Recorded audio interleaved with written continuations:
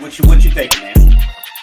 I've been in the polyamory lifestyle. I can't even say lifestyle because it's not a lifestyle. It's a way of loving, not a way of living. I've been polyamorous for about 10 years now. Okay. And the mindset for me is mentally, I think I've been polyamorous longer than actually practicing it because I've always felt that this monogamy just doesn't fit for me. Right. I don't understand why I have to only love one person or why I can only show affection for one person. Where is this written? Why do I have to go along with what the societal standard supposedly is? Right. And then the problem comes when you love somebody too much. When you let yourself love somebody too much, and they don't love you the same. It's not even matter whether they love you back or not. They can love you back, but it's still unhealthy to love somebody that much. Which I understand that ideology of that. Well, I can't have. I might as well. I've been there. I know that. But at the same time, you have to realize, what your culpability is in a relationship going, however it went. You start thinking about, well, damn, I did this. So, you can love somebody too much. And then, see, that complicates things for us men because we already have a hard time forming those emotional attachments. You already told don't do that.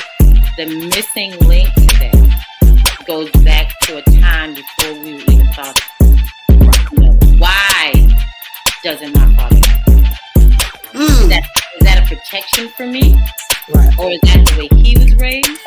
Or maybe somebody hugged him one day, a man hugged him. I'm not saying this is what happened, but I'm just saying we got but there are things that could have happened that absolutely that caused him to be the way he is. Made him feel weird, needed. Right.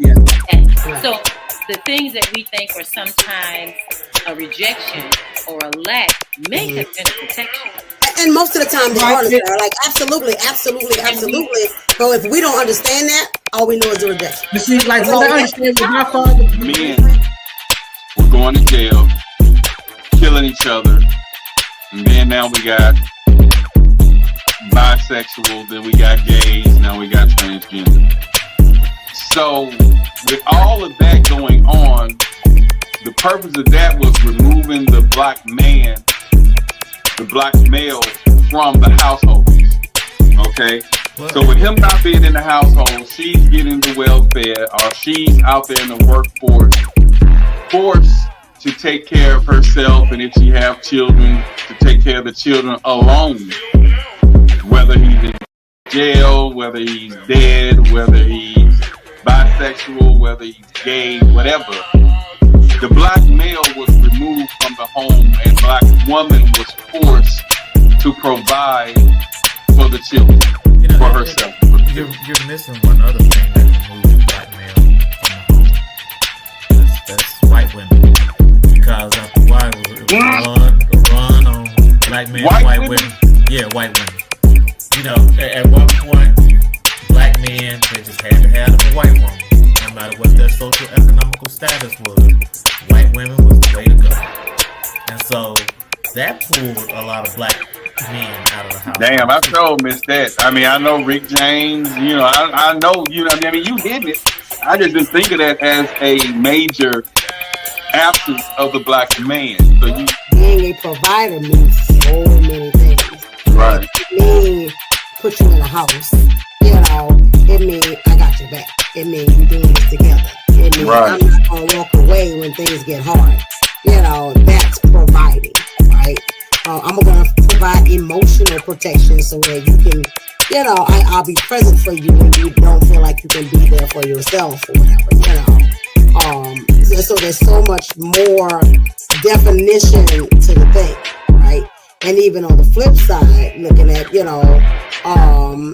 the men with kids, right? I remember I did not want a man who had kids. And I was about 25 when I met my ex-husband and stuff like that.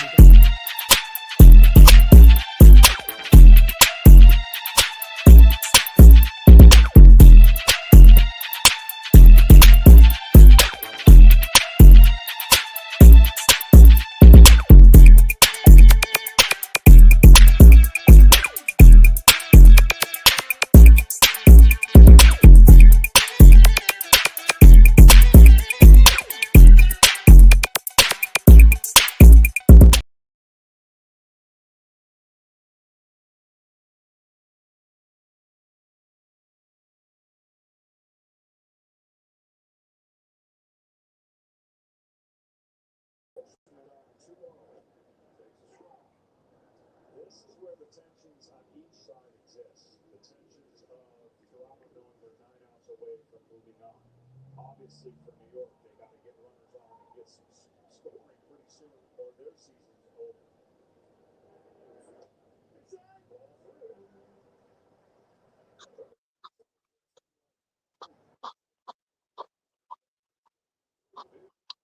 Man. Fellas, what it is? What's up, man? What's up, man? You got it. You got it. It's your world. I'm still trying to pass through. What you got going? Not much, man. Hey, how long you been in Atlanta? About 5 years.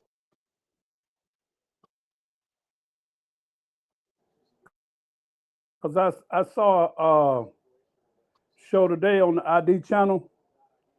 In 2014, there was a DJ out there named DJ Andre Pugh. He was running this big club called the Onyx. Yeah, I know what that's at. And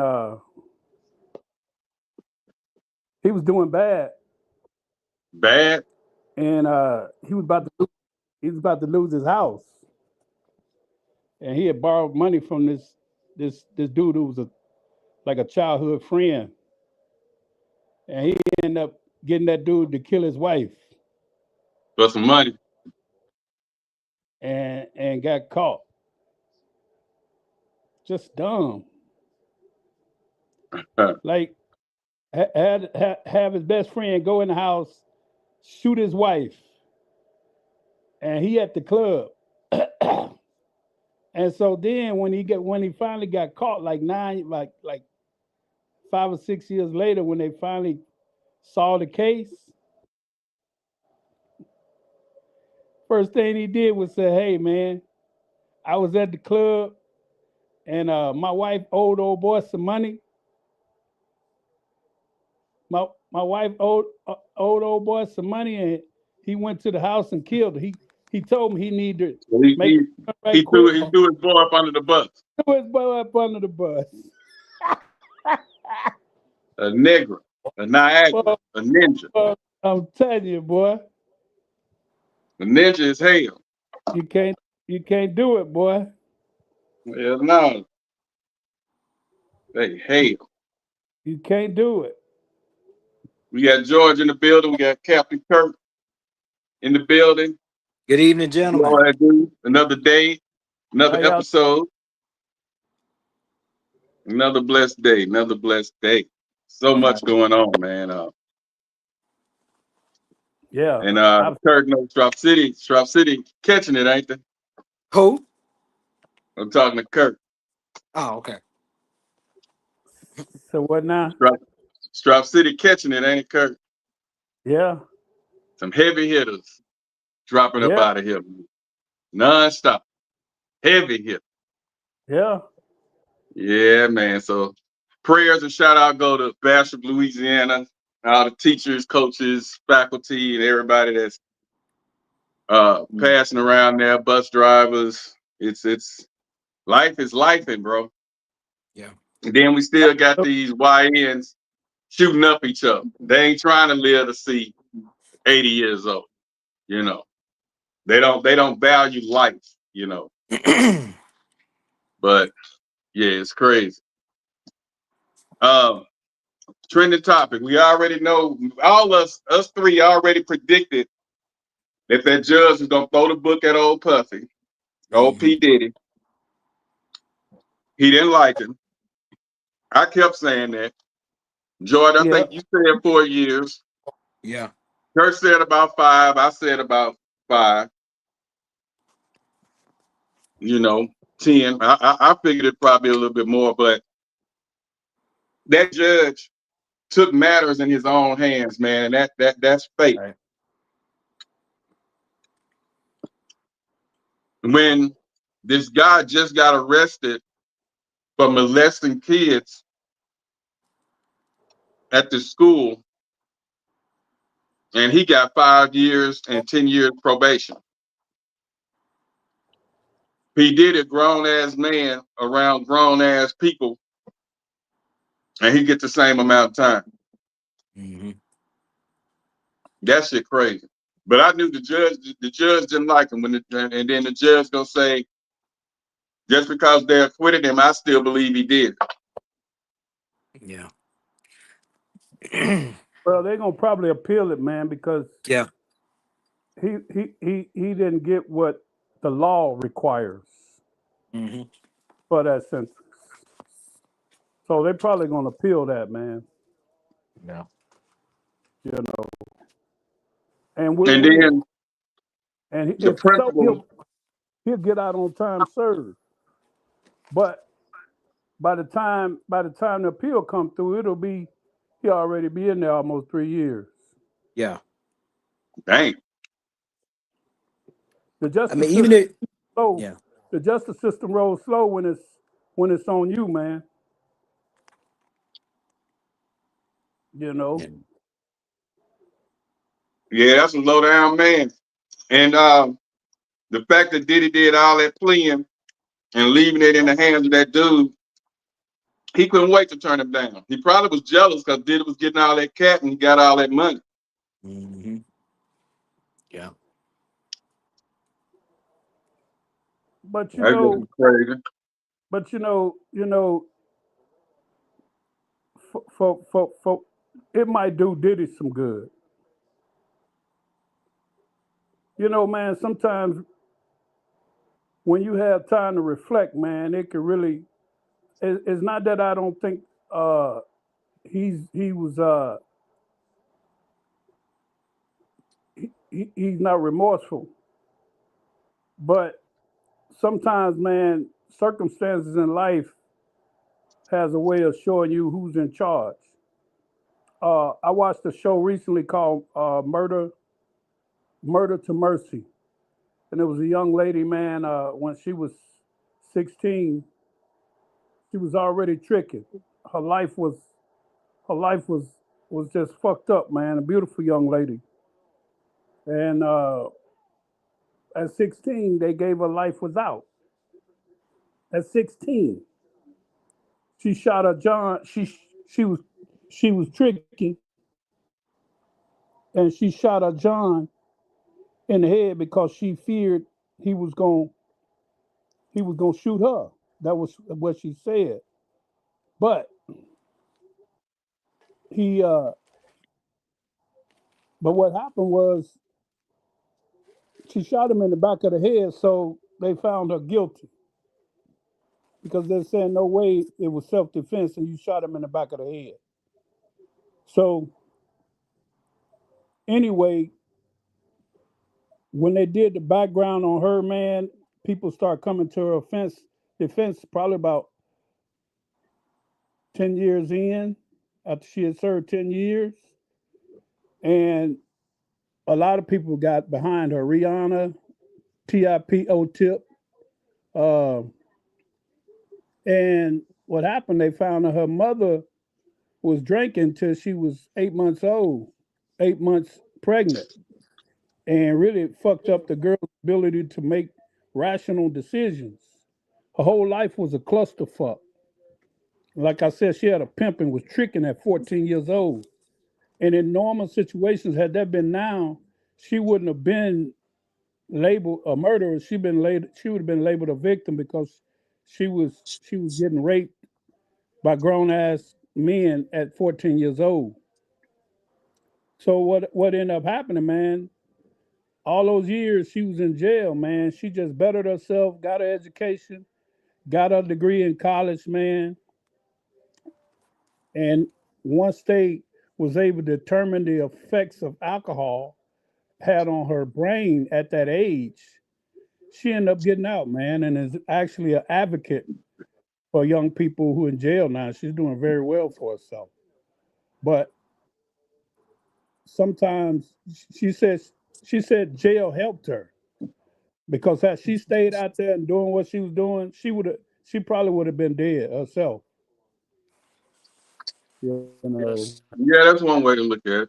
But Diddy got all of that power, man, and it just got to his head, man, where you feel you above the law, man. I don't think it was he felt he was Now, above the law. He was just doing his thing. That's what I I think. get that. I don't I get believe. that. I don't believe I can't be touched no matter what he taught. You supposed to think that. That's like you gonna say ain't no man out here gonna whoop your ass. You supposed to think that way. Right.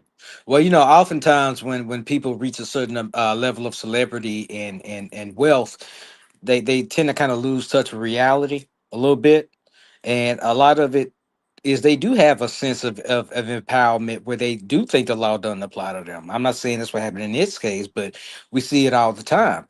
We see it when that people. Yeah, we see it when the celebrities in our community, when they get to a certain point and they start doing things that just like don't make sense to us anymore, and that boils down to relatability. So when you lose that, and when you attain certain things, sometimes you lose touch, and sometimes you forget that you live in a world with other people. So you know, I think that's what happened in his case. I just think he just lost sight of reality.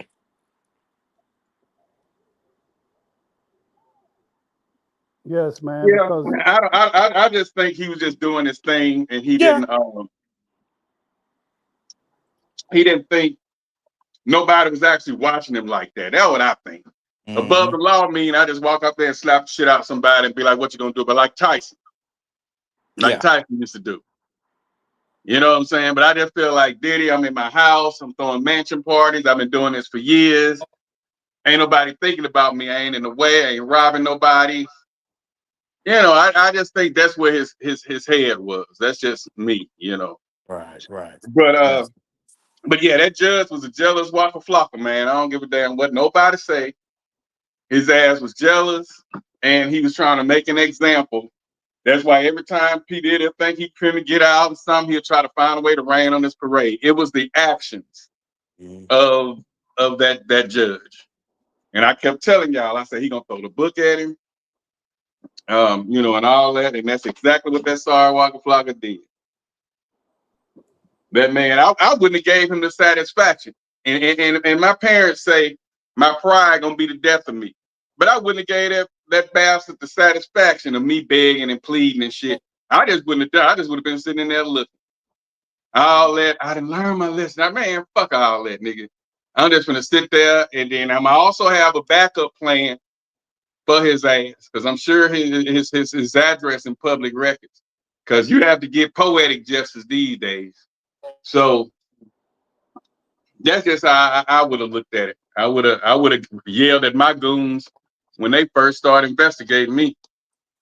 Man, when that judge threw the goddamn book at me, this is what I need y'all to do.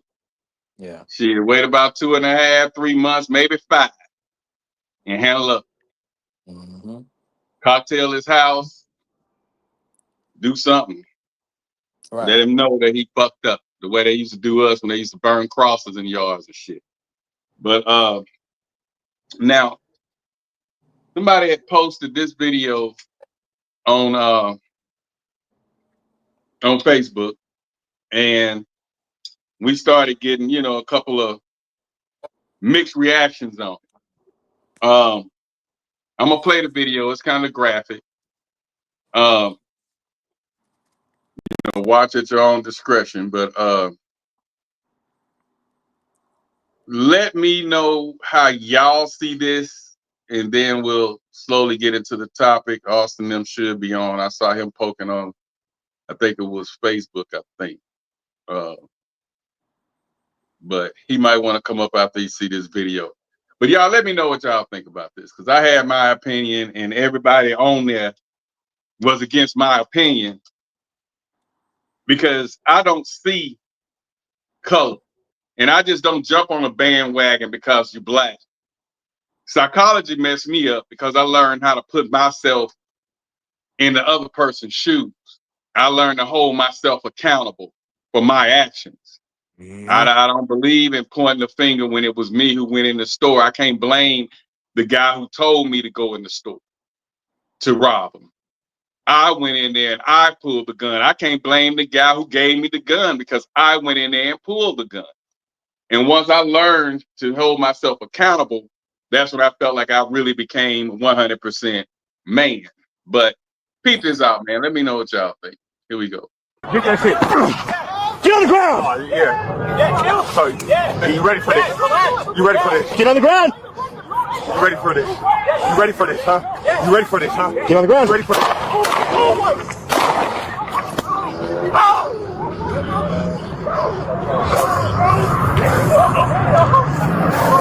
Shots fired. 245 shots fired. Give me some cars. Cruiser. Ambulance hot.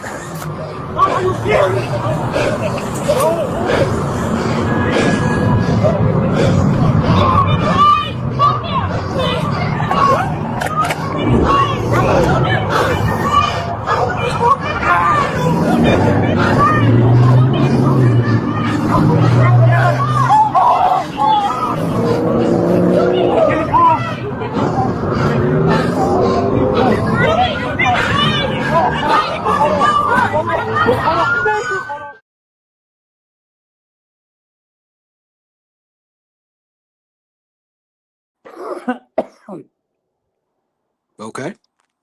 Whose fault was it?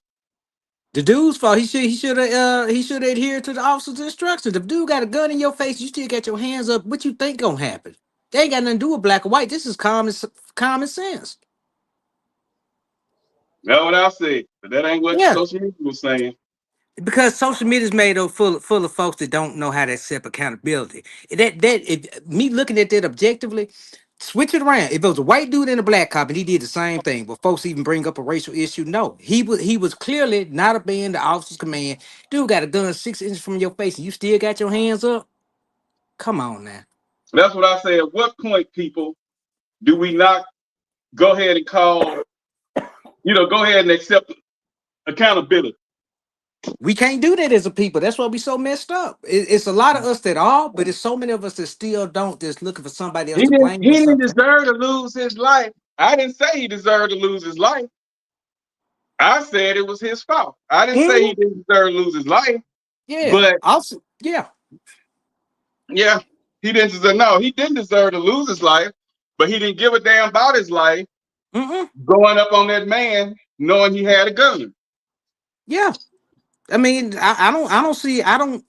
looking at that objectively, I don't see where people can say anything other than what you and I saying, D. I mean, if they do, they full of shit. Just to be honest with you. I tell them, if you think anything, if you look at that and see, let's say you watched it and there was no race involved. Let's say you read what happened and there was no race description given. You would say what we saying. But people I think whether color was with it or not, had it been a black man, a black officer. Yeah. The fact that an officer shot a man, systemically, their mental is stuck on cop killing bystander, or cop killing black because man. a lot of black folks had that victim mindset where everything that happens has to be something against you. We sat there and just watched that officer get him several times. Hey, come on. What you think he was gonna do? When the officer fired that first shot, even if it was me, when that first shot got fired, I would have stopped. Yep. You know what I'm saying? And everybody, but he punched him in the head. That's a lawsuit. Nigga, you finna get paid. You finna sue the city. You finna sue the police department. You finna get paid. I would have been like, okay, I'm finna have your job. We finna shut this shit down. I would have been like, acting like Denzel was in Training Day. I'm putting this on you and I'm gonna put this on you. I would have been like that. But our people, everybody on there, it might have been 2 that said he was wrong, but everybody else, no, man, that was wrong. Yeah, and that's why we as a people so fucked up, is we still thinking that mindset of shit ain't our fault. When you just see right then, all had to do was comply. Even if he ran, right? Even if he didn't comply, him going up on that dude, you want this? Oh, so you want some of this? Oh, you want this? That gave that dude, and he gonna get out. And I say the reason he gonna get out, he gonna say he feared for his life. It was self-defense. Right. That's the scapegoat. They're cutting dry, but till our people grow up and start taking accountability, stuff like that gonna keep happening. That's just pure ignorance, man. Man, listen, when somebody got a gun on you, man, your ass better calm your ass down. Period. Mm-hmm. Even if he a pussy motherfucker, even if he a pussy, The fact that he got a gun and you don't, just try to remove yourself from that situation. Right. Situation alive. You got to be smart, man. Ain't no win in that situation. None. Ain't no win in that. That's just dumb. Yeah, they got on there mad. I mean, my thing is, when are we gonna hold ourselves accountable, bro?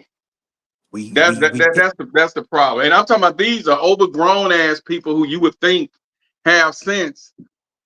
Oh, that was wrong, and he gonna go to jail. He shouldn't have shot that man. Man, that dude, like, you want this? You want this? I'm giving you an example. I've learned, right. But here's the thing. See, we have not developed a culture among our people of not taking accountability. If you look at stuff going on in Mr. with the National Guard, all those leaders there, they don't take accountability. They just whine about the National Guard, Trump doing this. But I'm like, y'all the ones that was in charge. Y'all not accountable for the fact y'all got the city in that mess. And when you have our leaders with that mindset, it's going to bleed down to our communities and our kids to where we can never take accountability for anything. In everything somebody else's fault. And that usually be a woman's trait. So I don't know what's going on now. Don't we always talk about the pussification of men? You seeing it? Any man that can look at that as a man and not and say, well, he was wrong. I got to question your manhood a little bit. That's not manly. I saw man and man.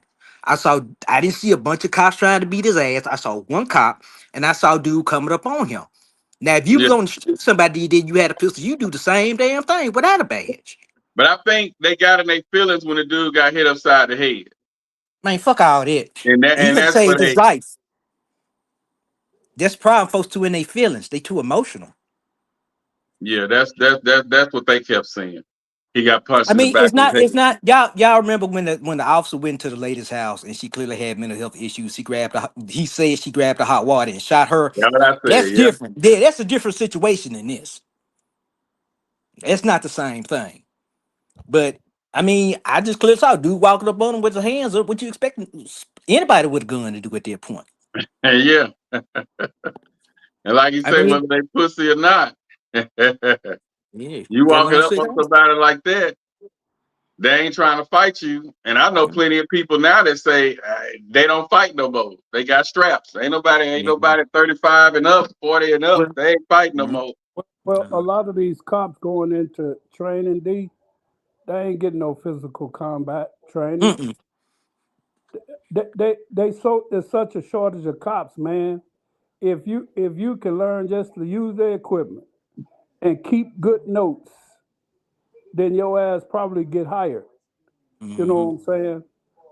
Because the most they want to check your mental, and some of these cops don't even need to get a job because of their mental.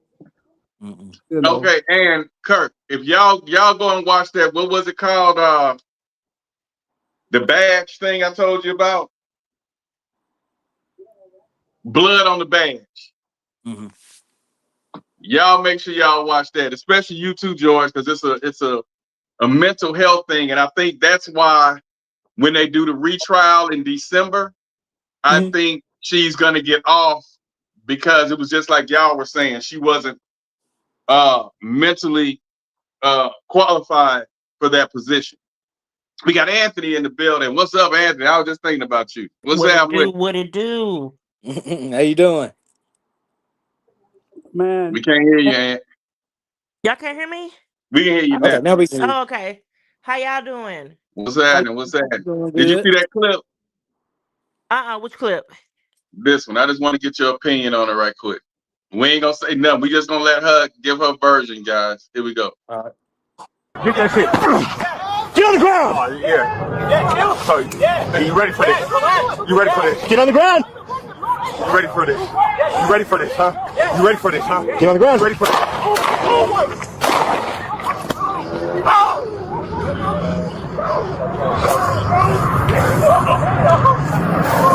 Shots fired. 245 shots fired. Give me some cars. Cruiser. Ambulance hot.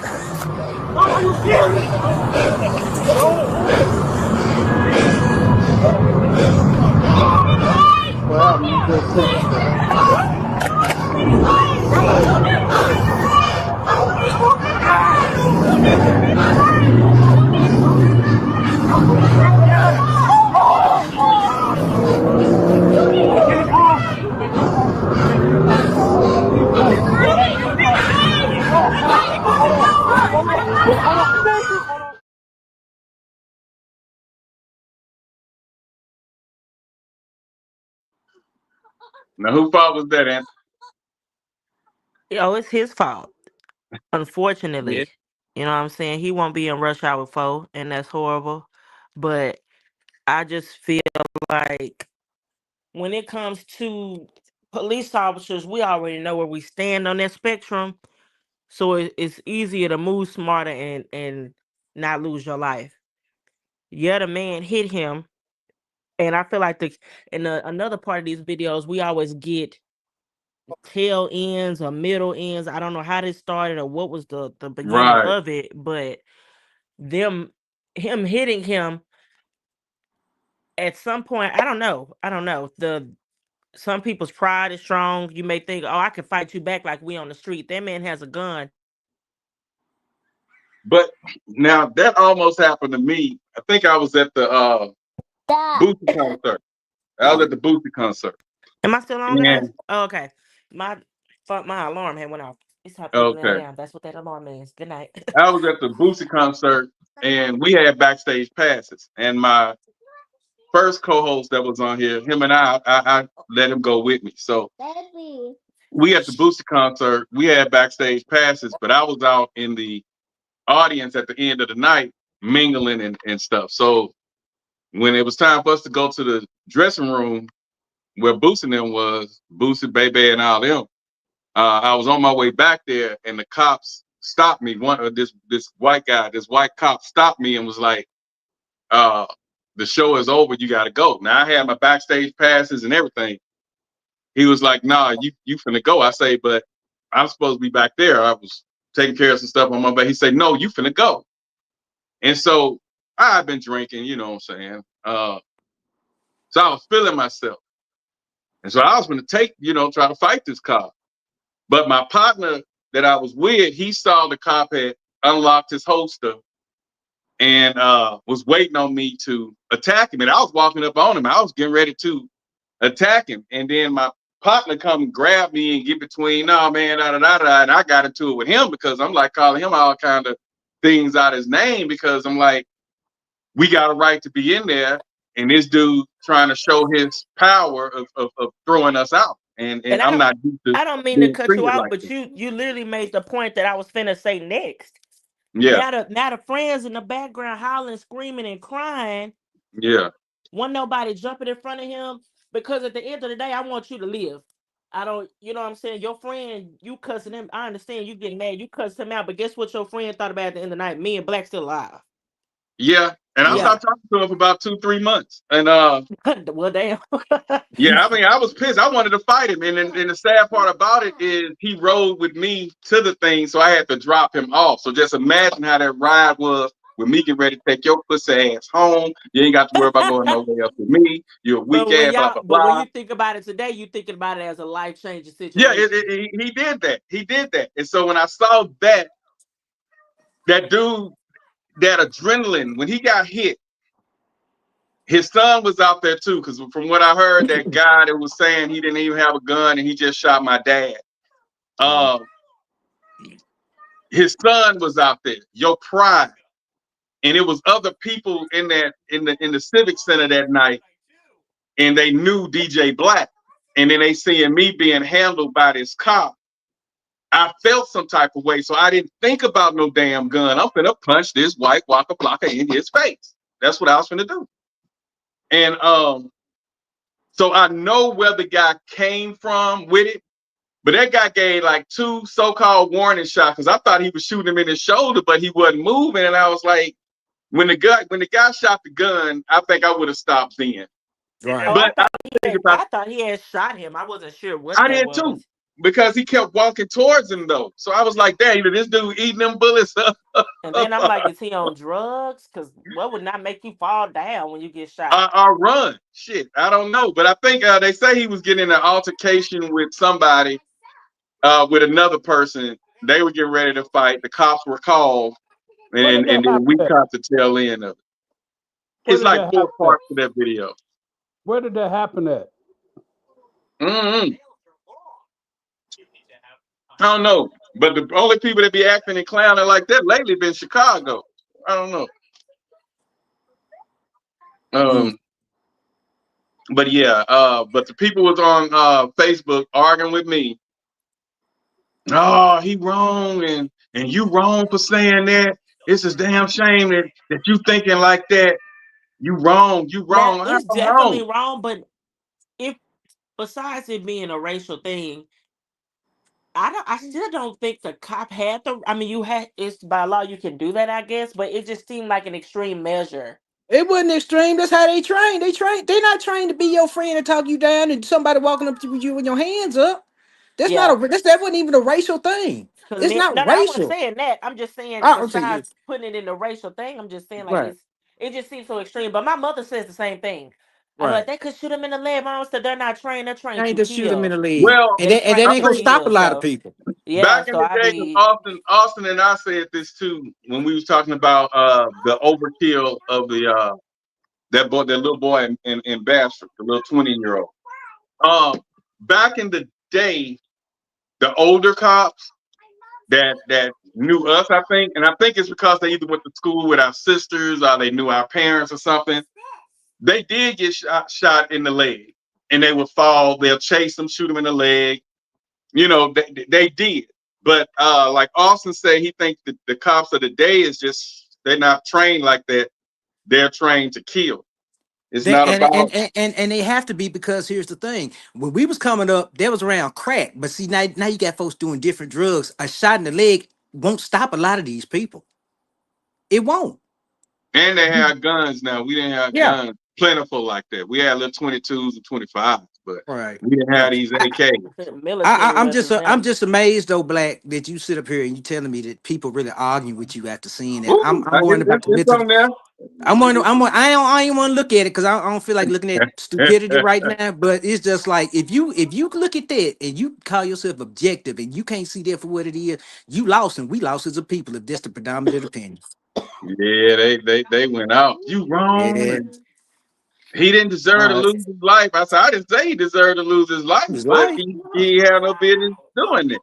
No, it ain't what it is. I be glad when we get to the point where we can start calling stuff for what it is and get out our feelings and stop this But that was whole this. definitely some smoke before fire. That man didn't Right, want a warning shot. He didn't let you know what I'm saying. We just talked about the whole shoot to kill thing. A warning shot was plenty enough warning. Yeah, right. he gave two. And then he 2 kept warning going in and shots. he That went, man okay, did I know not what want to shoot you him. keep coming. Okay, you must want it. Come on, Cause shot I him don't dead know in what the you head. finna pull out your pocket. I don't know what you got going on. That man got to get back to his family. And look at it like this: you would look at you, put yourself in that cop's shoes. You out here trying to work. Yeah, you hit dude, but if you fire 2 warning shots and the dude still coming towards you, what you That's some gonna do? scary shit. Don't That's some say. scary shit. Real for real. I don't know. You finna get Yes, up here and stab me down. Nah, you gonna get the No. better of me, and then you get the better of me. You might fuck around and kill. Yeah, no. But the thing is, D, I want to tell you this too. For let's say you got 5 people with that bullshit about this wrong, you gonna have 100 telling you right. So don't worry about it. Just change your algorithm. You be good. sir. That's what I did. Yeah, boy, you crazy. That ain't true. All right, now let's go ahead and jump on the topic real quick. And let's see what this topic is. What we got? Let's pull the topic out of the bag. Let's see what we said. All right, let's get it cranked up. Let's see what Charlie said about black business. Let's see.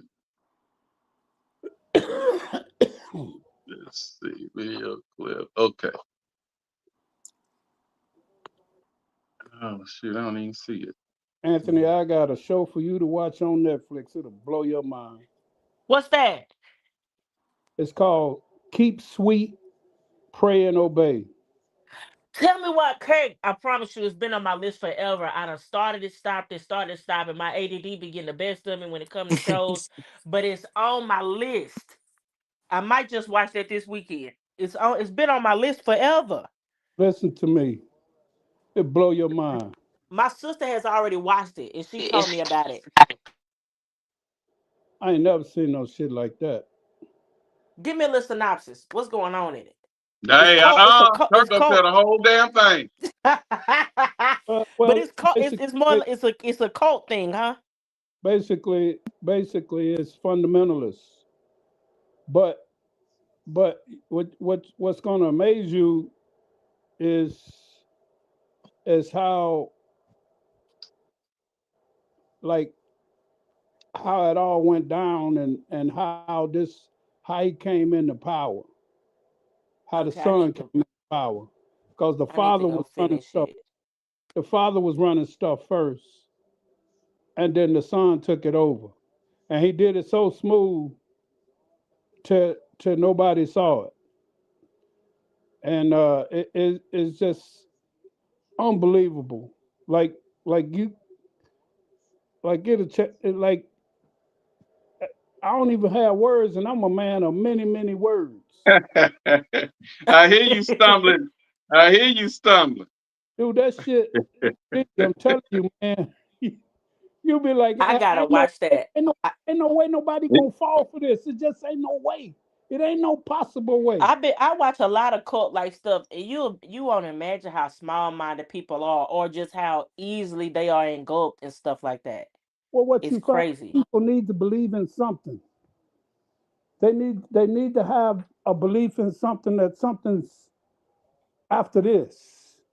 And sometimes, being that a lot of religions, a lot of beliefs, and Sheep's looking for a shepherd. a lot of what people read can be subjective. Yeah. And so, to one's interpretation of what it means. And so, when you have that, you can make your own rules. But no, I'm gonna get into that. I had it on my list. I done got stuck on this Ed Gein monster story now. Has it started? It's when did it come out? Not too long ago. It's #1 on Netflix right now. I'm on episode. I was Yeah, on episode 2. yeah. The Ed Gein thing, Ed yeah. Gein. I What would I want say? to see Ed it. Gein. Ed Gein. Yeah. I learned he was about him about 20 years ago. He had a he was farm and they had the pig farm and all that. Used to make the lampshades out of people's skin. Yeah, I'm gonna watch he Oh, was that. like it's like he was like real. the Yeah, he it's was like real. the Yeah, first he actually, yeah, he was a he, serial killer back in the day. he was like one of the first, like, oldest serial killers. I Hmm. can't think who makes Monster. I don't know if it's Ryan Murphy, but he did one on the Mendez brothers. I think he did Dahmer. Dahmer is part of it, and now it's Ed. It's Gein. Ed Gein. Gang. It's a Ed Gang. Gang. Ed Gang. Ed It's Gang. GEE. I think it's GENE. No, What is? GEIN. I think it's GEIN. Yeah, it is. I'm going to it now. Yeah, it's pronounced GEIN. gang. Yeah, it's pronounced gang.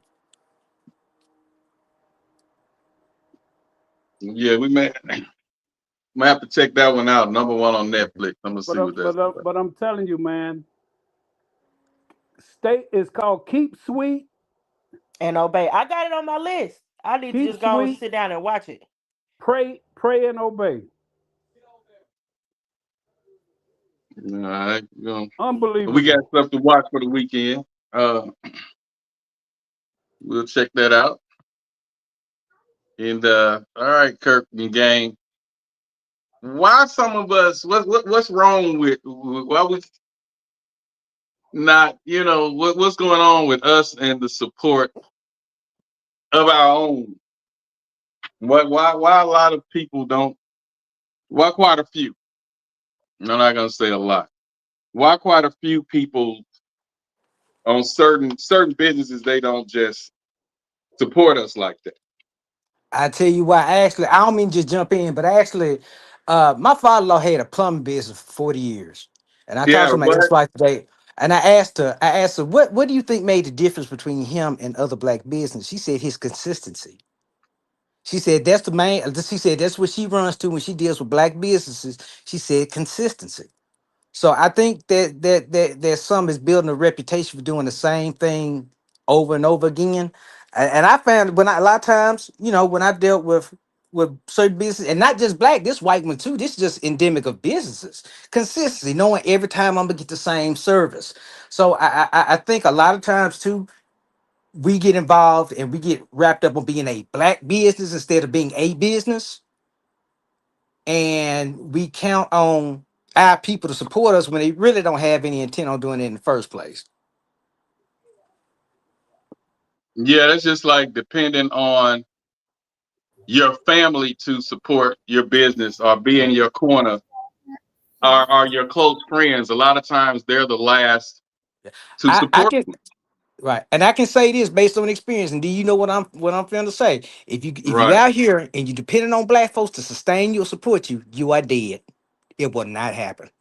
Unless you selling some bullshit, they are not gonna no, trust me, they ain't coming. So you need to focus on You have being to a good invest. biz. You have to And invest in some sativa.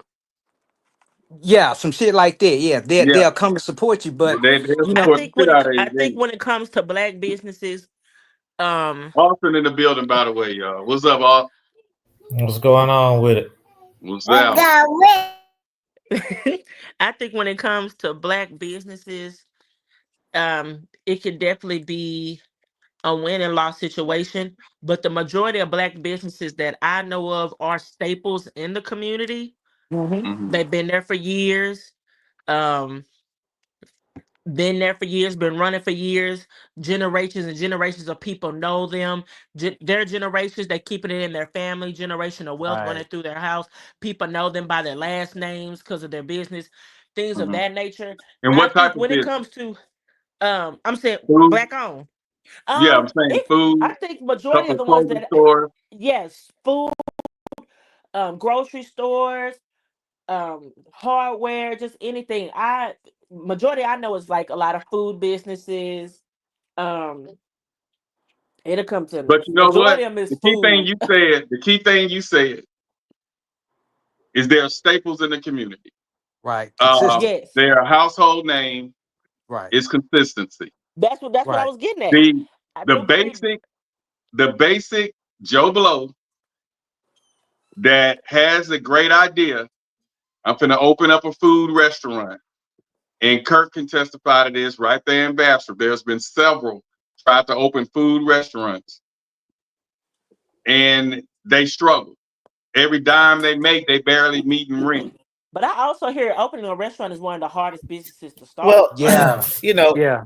my cousin, they have had their The Holy restaurant Barbecue. since the early 1970s, which is Hardeman's Barbecue, and they have a number of restaurants across Dallas, and they even expanded into Odom's. Well, Odom's broke off and Right. expanded to their own business. And So we can go deeper they've than been that, on Austin. and sustaining for decades. Right.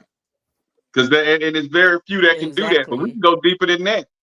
My dad, household name, you know, first black businessman in that area, you know. So they can, you know, it's some that they survive, but it's like being that I'm a DJ, then I was at the radio station, and a lot of them wanted to buy, a lot of the mom and pop stores were trying to offer me service for an advertisement campaign. And so I would say, okay, let me test your product out. Yeah, you can come by here, get your car washed, we gonna detail, we do this, or yeah, you can come by here, we do this, we do that. You can come by here and get you a free plate every Friday, blah, blah. And the main thing that would get me would be the customer service. And then it's like, when I'm like out of town, okay, so if I got a DJ in Mississippi, I have a store that I deal with when I'm in the Jackson area, Canton, Mississippi, and places like that. So the guy who I deal with, black owned, he'll say, okay, I get 2 speakers, I get an amp, I get 2 wireless microphones. No, he give me a bundle deal. All right. So one time I had a show down there and he wasn't there.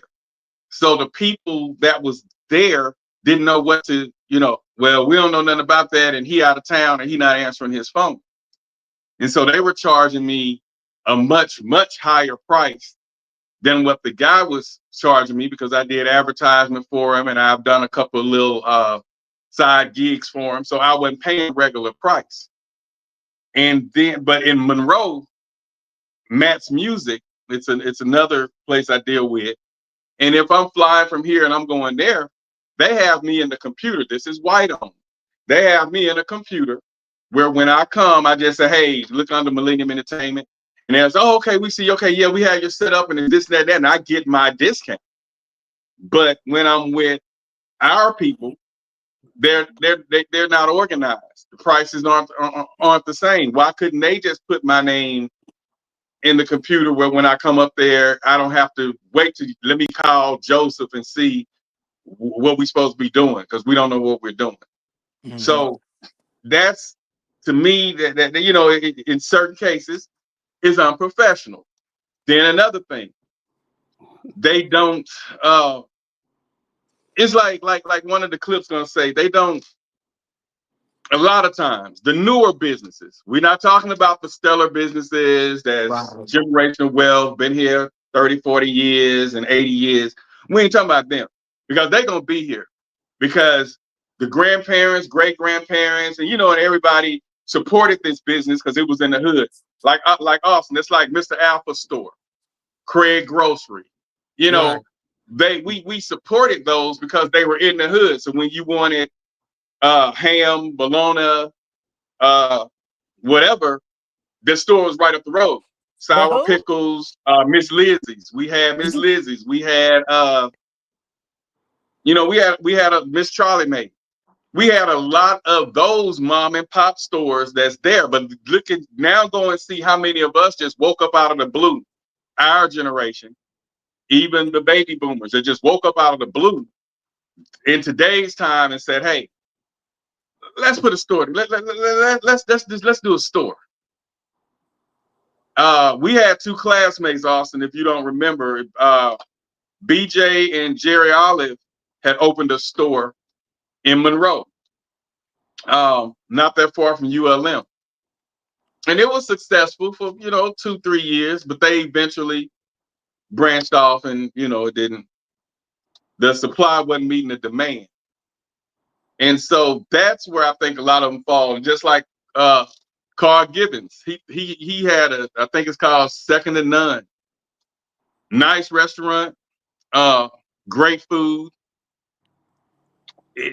Our people just don't support. They'll support for the first 2 or 3 months. But let me say and then this, it starts falling off. So I don't know whether, you know, they get jealous. A lot of times blacks don't support each other because of jealousy. Right. Let me say this. You remember when me and you started, and you started before I did, when we started selling CDs. Me and you sold our CDs for $10 no matter what. When people start seeing how much business we was generating, they start trying to undercut us for $5. Mm-hmm. Right. We didn't change our price. That Christmas came and they went and got laptops and CDs. Yeah. But see, we were doing this like we treated it like a business. We put the work in.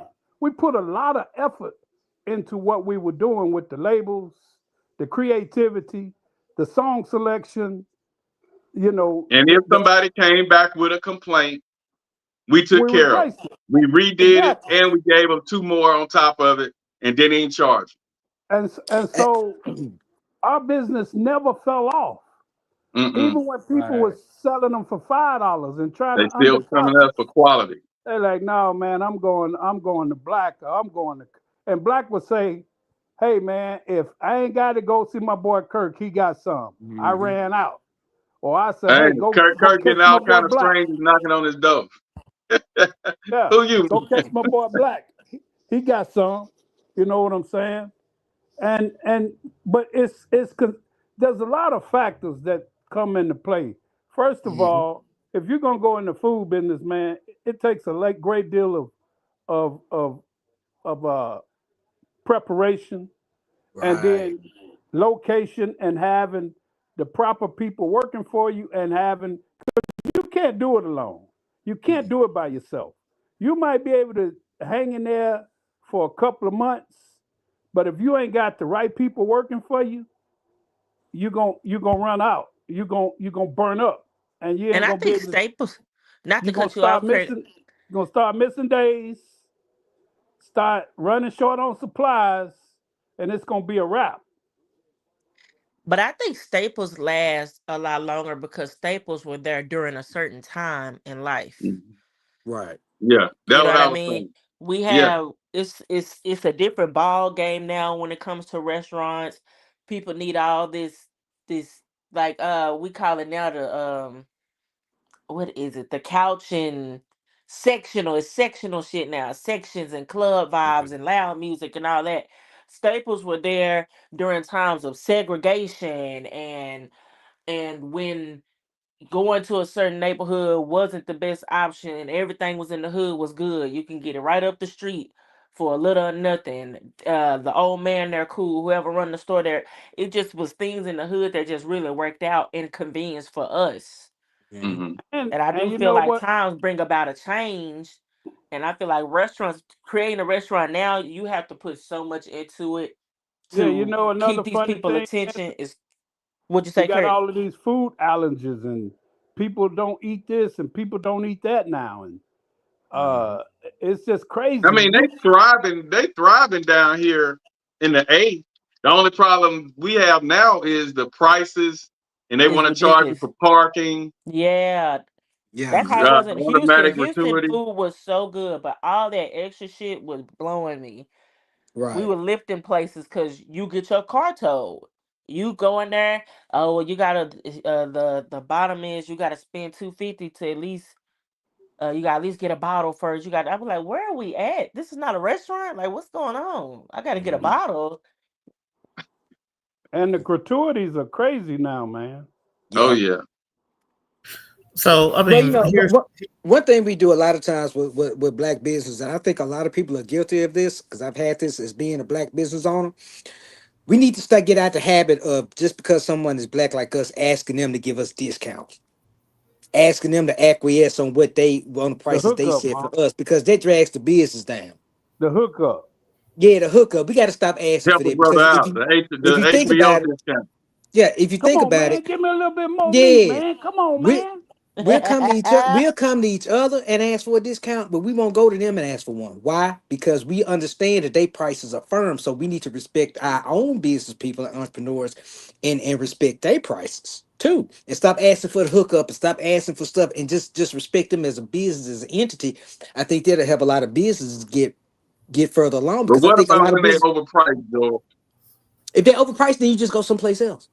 It's competitive. Yeah. That's what I mean. You don't have to.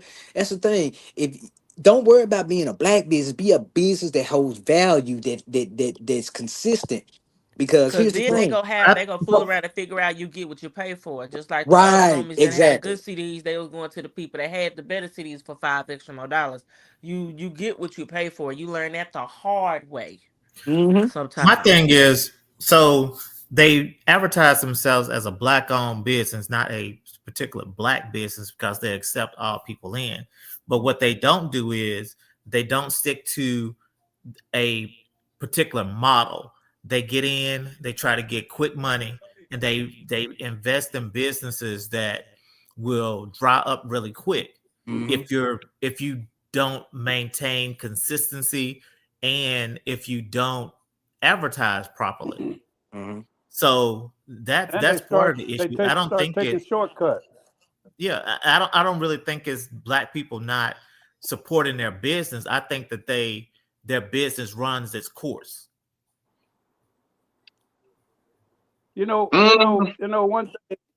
One thing. I used to be a manager for McDonald's when I was a real young man, and one of my uncle owned two McDonald's in Pompano Beach, Florida. That's when I first got married. We moved to Pompano Beach, Florida. The one thing about seeing how the McDonald's operate, their business model, the consistency was across the board. They had a planned maintenance schedule, man. You had to follow, as a manager, you had to follow that schedule to a T. I mean, if the boss came in and didn't see those things checked off, man, he would lose his mind because he knows that in order for everything to stay high quality, that you had to do filter the grease, uh, change the vat so that you don't have a fire, uh, scrape the grills, clean the grills. All of that had planned maintenance. Clean the shake machine, and that's why McDonald's is still the one. Even though they food is very, it's very adolescent now to me. Right. Like I don't eat it, but kids love it. But they still one of the top restaurants in the world because of their consistency. You can go through any of their drive-through right now. You finna be out of there. In hardly no time. They service I is think that's crazy. the way it used to be, Kurt. They hiring them. The only people that want to work are YNs now. So when you go up there now, I know at the one up the road, when you go up there now, you bound to see them fighting in the drive-through. Right. You bound to see them Not the one joking I and go finding to, B. like The the one in Family my Dollar. neighborhood, man. Every time I go there, man, I'm telling you, by the time I come through the drive-through, from the second window to the first window, my food is there. Every single And then time. they got what color are most of the workers? Hispanic. Hispanic. Mhm. There you go. You just said Thanks. it. They In the gonna work. McDonald's Now and the Popeyes. That's I what be went to blowing me. I went to the Dollar. What is it? What's the green dollar store? Dollar Tree. Dollar Tree. Dollar Tree. I was Dollar up in Tree. Dollar Tree, and I recorded a little of it. These girls was up in there with the manager, which was a guy. Had these little hood girls up in there that worked. They was off the clock though. I guess they came up there to get their checks, and they all met up at the same time. They cursing, they talking crazy, saying nigga, and they got white people in the store. Well, and one older white lady checking out, and they had these little, look like she might have been 23 and 25, 17. They up in there cursing and just like nobody's in the store. And the manager is a guy, he probably want to hit them. So he letting them talk any kind of way. And it just was real ghetto. So I don't go to that one. I have to drive way across another side of town just to go to get better service and products. It's like the store I is ain't gonna lie, nasty. some hood shit make me cringe. Yeah. It's nasty. It'll make me And they nervous. I and be they like, in a good ugh, area. goddamn. They're not in the hood. They just Right. hired hood people. Yeah, the hood and them. The manager smells like weed. You know, But you know who don't do that? Chick-fil-A don't do that. Chick-fil-A Nah, high it sure within. don't. That's That's a good right. Lord's chicken right there. Yeah. Chick-fil-A high within, partner. They building one right up the street from me. They just, and I'm telling you, I've never seen one put together so fast. They Right. started probably about 3 weeks ago, and I'm willing to bet you by next week, I saw them breaking ground, and by next week they'll be up and running. They already got the building up, the drive-through done. they probably hired the Mexican. They're gonna be training, and next week they'll be open for business, and you can best believe their service is impeccable, man. And I their don't even, employees are already hired, training at another building as we speak. Right. Ready yeah, for and day I don't one. even care for their food, but their service is impeccable. You know, And that's what makes the difference. You don't have to have the best product. You just have to be consistent and have the best service. You know, that'll make the difference. yeah, People just be consistent. Make sure it's yeah, hot. be Make consistent. sure it's fresh. Make sure. And I think that's a problem. We got AJ in the building. What's happening, AJ? What's up, y'all? I'm sleepy, but I'm still here. Yeah, we know you'll be asleep. What time? Hold on, what time? She'll be sleeping about 15 minutes. So let's get an idea real quick. Let's get it. What I we was saying, talking she usually about? make How it to you that good people? very end, that last stretch is out of there. Oh How yeah, are you good people? How are y'all? unless we piss her off. Well, Talk about you talk about Charlie Kirk. Taking an EBT card. She wake up then. Hey, we trying to figure out why your dinner served when you quit. You fell off selling them plates because you couldn't keep up. Oh, when? Talking about last week? They say your food wasn't good. You couldn't keep up. Oh, I've been trying. I'm trying.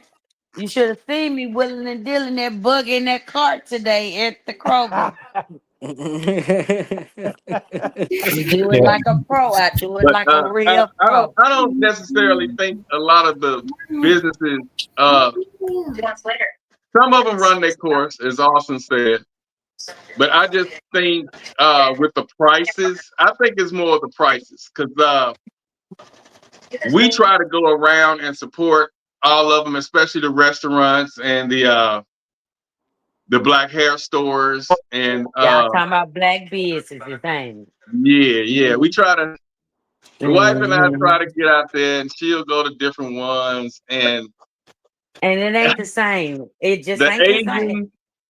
Asians, and the white stores, their prices are better. And but you know, I get they saying what they say that they can buy in bulk, and you know, a struggling store. Let me turn this TV down. A struggling store can't do that. You know, that's what a lot of the black businesses that I know when compared to the Asian stores say Yeah. that you So know they But at can buy the in bulk. at the end of the day, if you black and you tell them you can't get what they get, then all that means is that I can't mess with you. I mean, a consumer don't want to hear what you can't get. They want to know that if they gonna get what they want for value. So it don't matter where it comes from. A consumer is a consumer. There's no such thing as a loyal customer. There may be a faithful customer, but not loyal, because as soon as they can find the same product or a better product for cheaper, they gone. Yeah, They might yeah. like you, but they're gonna buy less and less. They'll come and say hey to you, but they're gonna get what they need at the best Supply and value that they can demand. get. That's the Supply and issue I demand. have Yeah. with them. Supply and demand. They want to order your stuff because they don't want to have it sitting there. They don't want to pay for it and have it sitting there. So when you go in there, hey, can you get these lights? I need this and I need that. Well, I can order it for you and it'll be in about 2 weeks. When you can go into a YT you know store. what that mean? You know what that mean, D? What? He needs your money to order it. He ain't got enough money. Right. That's for real. Right. See, man. So if he can't, one thing about being prepared, the Asian people will set something on the shelf for months, even if it ain't selling. It'll be available if it is gonna sell. You gotta have in mind that everything in a convenience store, everything in a gas station store, everything in there ain't gonna sell. Right. But what if somebody come in there looking for it?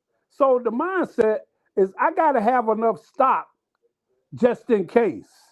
And if you Right. go into business and you don't Even if have, it's just 5 or 3 items of one thing that you don't think nobody want, you'll yes, be surprised. Somebody if you coming there don't have needing a enough loaf of money, bread or needing some oil, some mustard in the middle of the night. exactly, because you know what? During the holidays, when all the big Mhm. stores close, they're gonna want that stuff. Baby. See, but if you ain't got it, they're gonna be like, "Damn, man, you ain't never got nothing." Right. So, Mhm. so you gotta They have gonna in not mind come to you because they gonna start. They gonna be like, I don't even want to go because he ain't never got nothing. exactly. And So and you a lot gotta of people. go in. You gotta go in business with the right mindset. That you can't just pop up and all you got is $10,000 and you think you finna get paid. And Right. Kurt And then you used the got words right out of my mouth. You need a good investor. You really have to right. have your business plan laid out. You need good investors. You need absolutely good marketing. You need to have all that. Not just I got the hood behind me. You have to have good marketing. You need investors, people to put money in your pocket, know how to the get places and network. the Like key is your it's some business need to be groundwork to working. that. Your business need to be working before the doors open. That's your Right. key. Yeah. Your business got to be your product. You got to be the sampled your product out there to people Because everybody not trying to before get you. you up off the ground. Yeah, Right. And you got to understand your market. You got to understand who your customers are, where you are, what their needs are, absolutely. because they're not always what you think they are. Like And the hood store I used to go to, the hood store I used to go to when I was back in Memphis, every Thanksgiving, you know what they stock up on? Cranberry sauce. I know it don't seem like a big deal, but that lets me know they understand the market. They know the grocery store is closed. Folks gonna be knocking their doors down for cranberry sauce. That's the yep. part of understanding your market and understand business trends. And a lot of us don't do their research. We don't do And their some people legwork. run to get cranberry sauce on Thanksgiving. Right. If you ever read the Sam Walton's book, Sam used to drive 50 miles out of town to go get pantyhose because See, he he knew women would come on Especially on Sundays Sunday. looking for pantyhose. And then what he would do, he would pop popcorn and people would smell the popcorn, and he just give it away. If the popcorn wasn't for sale, he just give it away because that smell made people want to come to the store to see what else he got. Yeah. So he just understood how to gain business. Right. Yeah, great marketing. That was a good And marketing strategy. So I don't think this generation, a lot of young people I see really don't understand business because they don't understand it's hard. You might lose money the first 3, 4, 5 years before you make a profit. They think everything is so quick because of social media and because we're such a instantaneous society. They think, Microwave society. Yeah, they like I open a business in a month, I'm rich. No, it might take years. And this is why I Nobody think read no business books, taking no business classes, nothing. Yeah, this is why I think this is the results of this statistic. That 80% of the black-owned businesses fail within the first 18 months. But that's why. Yep. They jump in there with that expectation, man, we gonna do this, we gonna do this, you know. And mark that up, man. We got to make a profit, you know. Right. Whereas the counterpart able to, like AJ was saying, they're able to buy in bulk, and they have great suppliers where they get things for the low. A lot of us would go to them, right, and try to get stuff from them, and then we have to mark the it price up. too high. Yeah, you have to mark it The up. price is way too high. You need to cut it.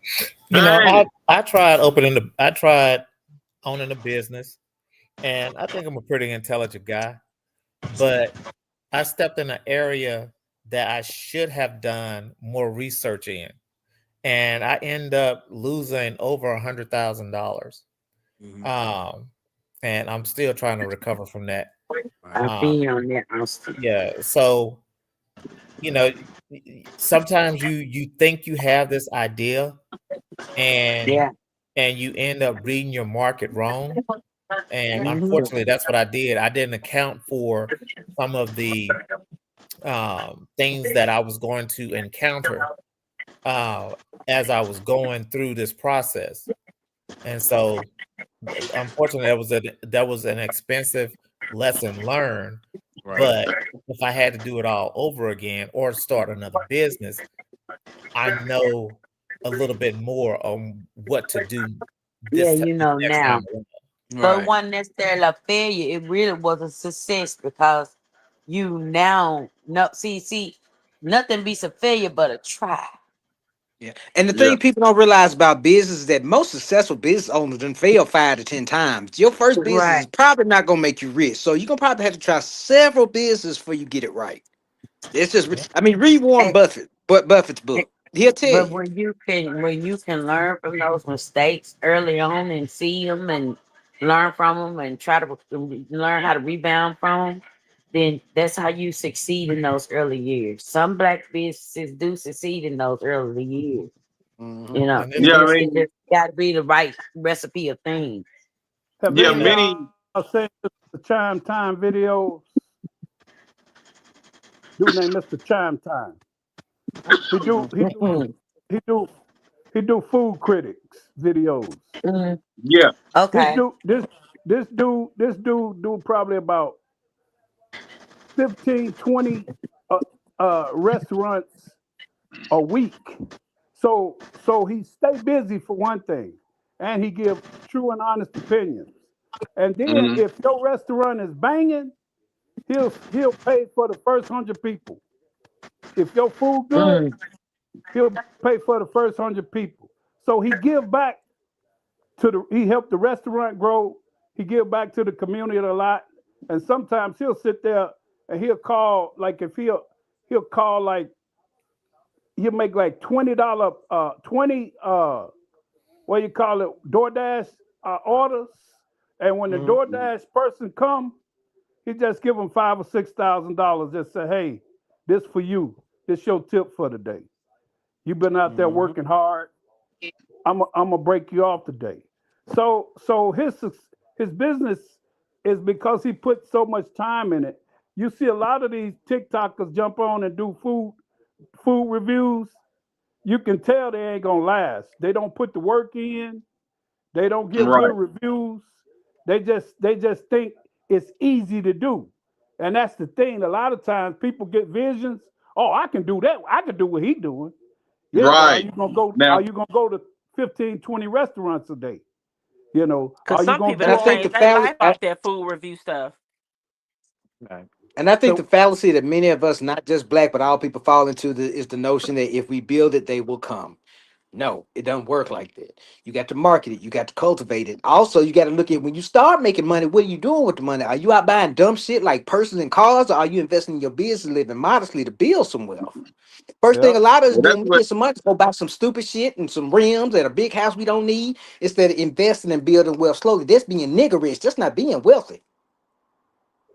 Well, I was on a podcast. Actually, was on like two of them, and when they was talking about my business because I never failed in mine, but I got into something I knew.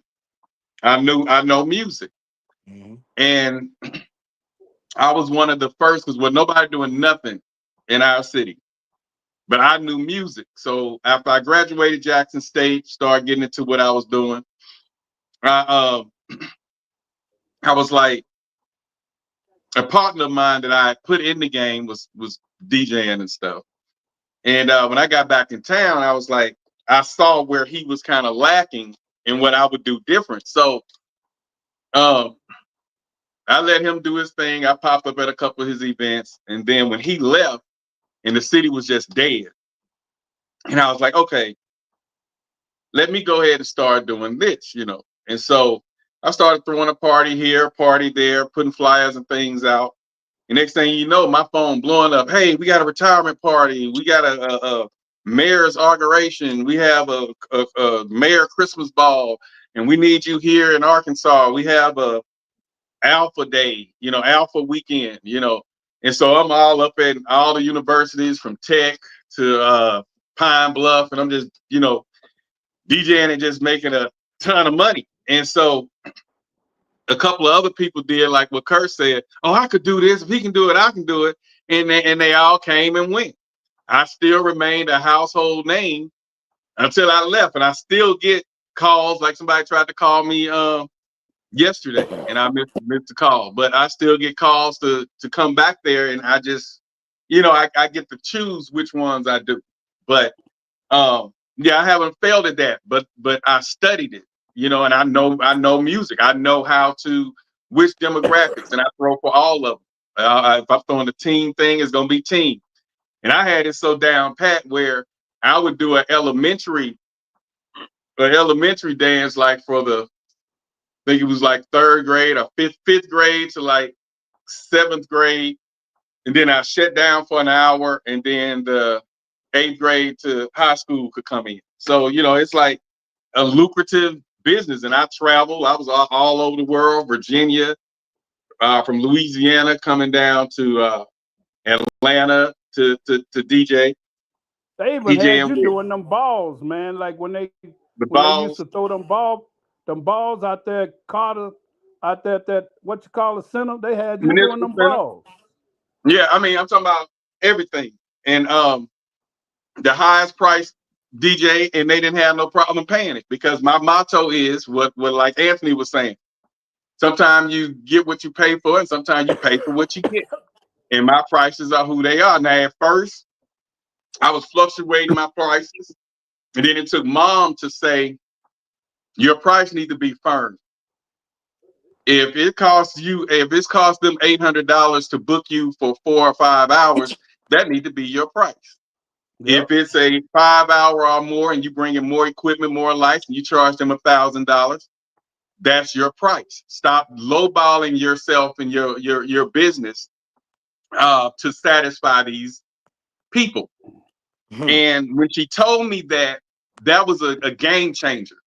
She said everybody can't afford a Lexus. Some people fine with a Toyota. And I was like, okay. So when she put that in my head, I was like real young, and she told me that. And because people were calling her for me to do her Christmas events and their Easter things. And she was like, so what's your price? And I was like, well, how much they're paying. And she's like, no, you have to pick a price and stay stern. That's your price. So then I stuck to my prices. But you have to be, like George and everybody saying, consistency. I had to stay consistent. It wasn't no break where I DJ one time, then I'm sitting down for 3-4 months, then I go DJ again. No. I'm talking about I'm so booked. And I got videos and everything, but it just so, but you have to get into the business that you know, and you have to, the people got to like you. And you have to got give to back. work though, man. You got to. It was work. I mean, and I don't know if I don't think you went with me, Kurt, but you know how I used to would start in Rabel and go all the way to CrossFit, and you'll go to the store to get gas or get something to eat on your way to the mill, and you'll see a flyer with DJ Black name on it. I get up and I made my rounds, and I put in that work, and then it's like the YTs that's coming behind me that want to be goats and all this stuff. They're not putting in that work. They sitting around waiting on somebody to call them and say, hey, we need a DJ. I created my own crowd. I go rent a building.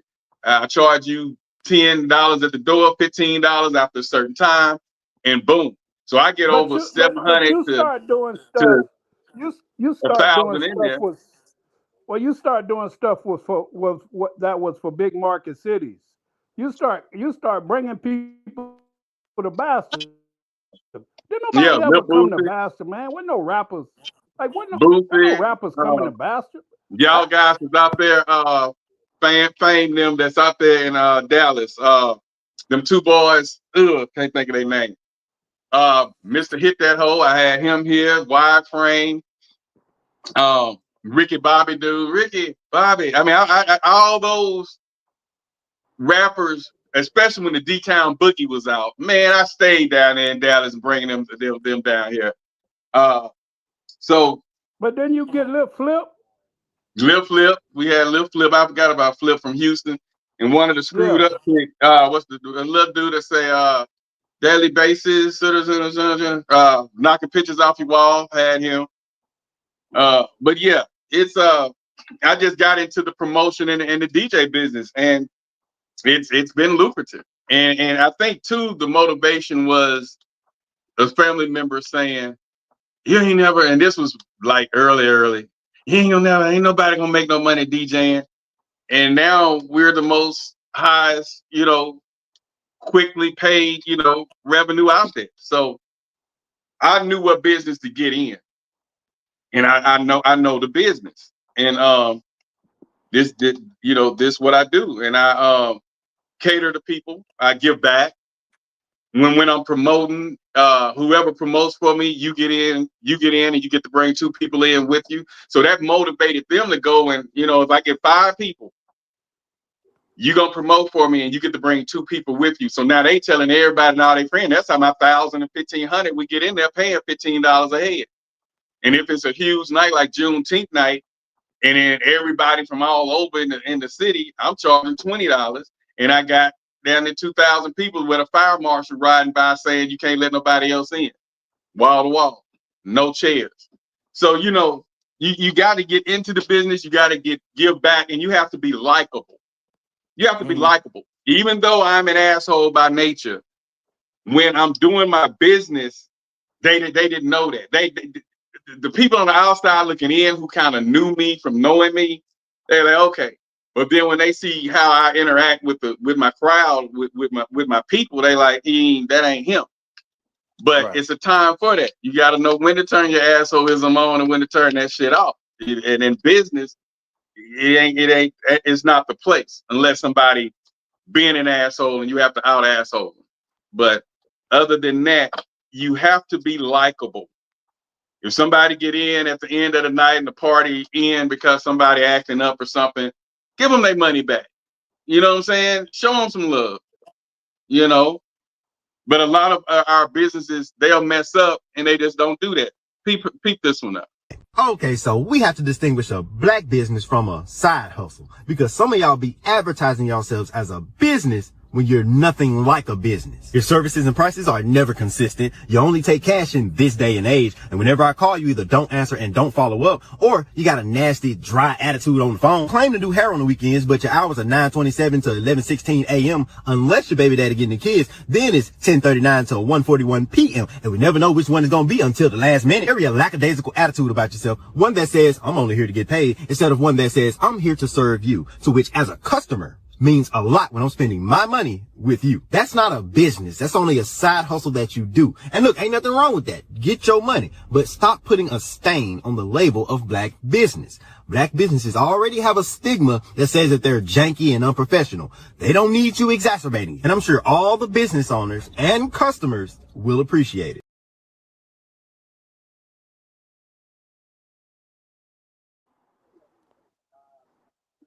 Side hustle. You know, and you know, it's And that's funny. that's the difference between black business and side hustle. That's where a lot Right. of the shit gets misconstrued. Right. Mm-hmm. A lot of that shit And gets you know, misconstrued. it's funny. I've never seen a white business that worried about if somebody gonna pay or not. Right. They prices is they prices. But I You also go, feel like with the side business, you're getting treated how you act as well. Right. Black owned businesses, like we were talking about them staples, ain't nobody going in there not paying them people. It's them side hustles that's posing as This is black side hustle, businesses. and I'm gonna go back to what you said too. I don't think many people respect the newer businesses. No. They don't respect the owners like they should. Yeah. Unless that owner is older and don't they know who to do it to. If it's an older owner, he has the supply, he has the man, he knows what he has, he knows how to do customer service, and he's older and he's not out there joking with them, smoking with them. Right. He's about his business. They don't do them like that. It be the ones that grew up with, the ones who next door neighbors, the ones who, it be them that they don't want to respect. They want the hookup,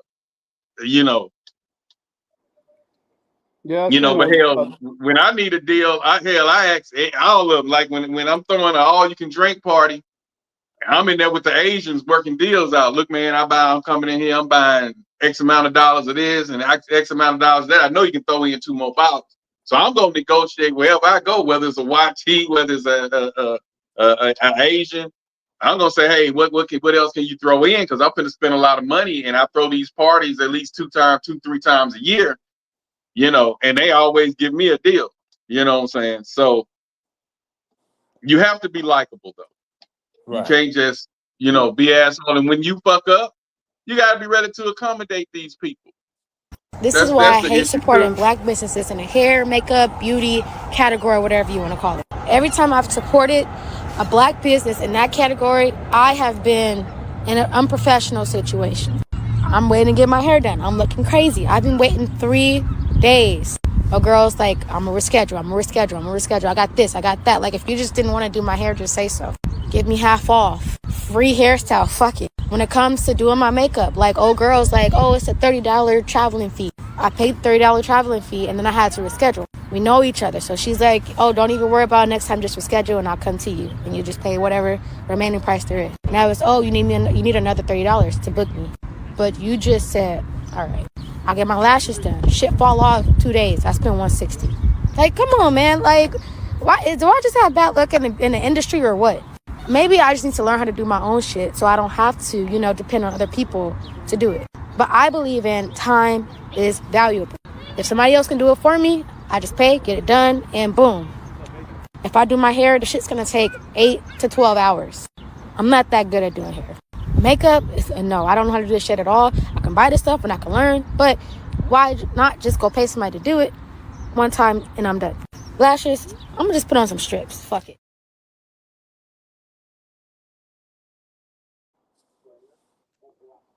And that's what we run into. But that should be considered her side hustle instead of her saying, I'm in the hair and makeup business. Because it's a side hustle because she's not consistent. I think that's us also misconstruing that and calling it a black-owned business because well, I don't know where the girl's getting her hair done at, but if you're doing hair out your home, some people do start their business in their home. Okay, cool. You go on their page to start the whole process. It's all these rules. Beauticians, that's a whole subject for another day. The hair industry done went downhill. The hair industry was nothing like going to your G Mama house in the beauty shop in her garage, where she got actual dryers installed and probably breaking electrical This codes, goddamn that damn Anthony came hair up in the bows, old days. hair Anthony came up in the bows. old days. Yes, I'm talking about like real like beauty supply. I mean, hair books and the whole thing, like that type of atmosphere. That Is shit you ain't. go get your hair done now, it's like the website is speaking to you from the page. Don't come here with your hair not dry. Don't come here with your hair not washed. You got kids, leave them at home. You gonna get here late, you gonna owe me $20 more. You need to get here at this time. If I'm late, you ain't gotta pay the $20. You just gonna have to wait. It just be like, I be reading some of that shit on their website, it'll make me not book. Some fools, no shade to these girls. Y'all put yourselves in certain positions out of desperation. Some people getting their hair did last minute, need their hair did right before an event, this and this and that and the third. My friend Brittany, who listens to this show, when I say my girl do not play about her hair, she will pay top dollar. Some of y'all Right. cutting corners trying to get the cheap this, cheap that. She's going to pay top dollar every time and have good quality hairstyles and things like that. It's just, yeah, that the hair industry, I don't even want to call that a black owned business. That shit Yeah. done went downhill. Because I'm everybody's doing it. Yeah, and I'm gonna say this though too, and this reality is somebody that's been around entrepreneurs, and that's all I hang around now.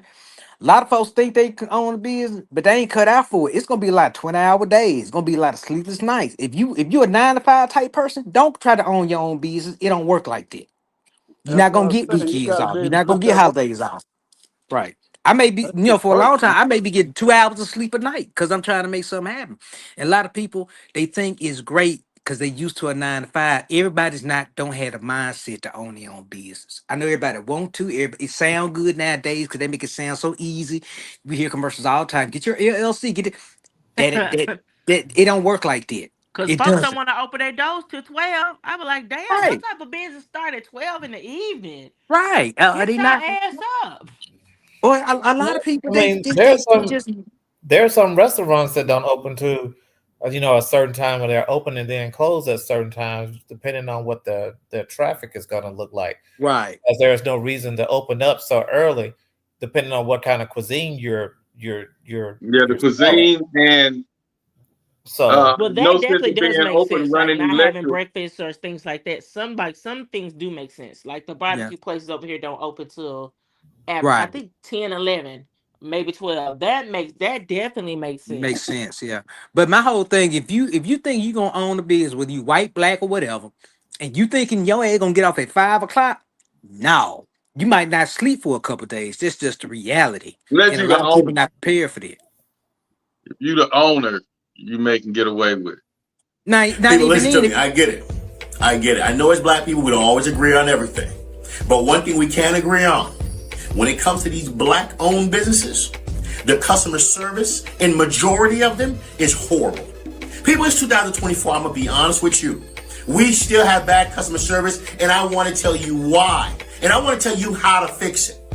The how to fix it part is simple. Stop shopping with some of these black-owned businesses that's doing bad business and giving you bad customer service. Our culture still have a slight problem. We don't believe in refund policies. We don't believe in giving a credit.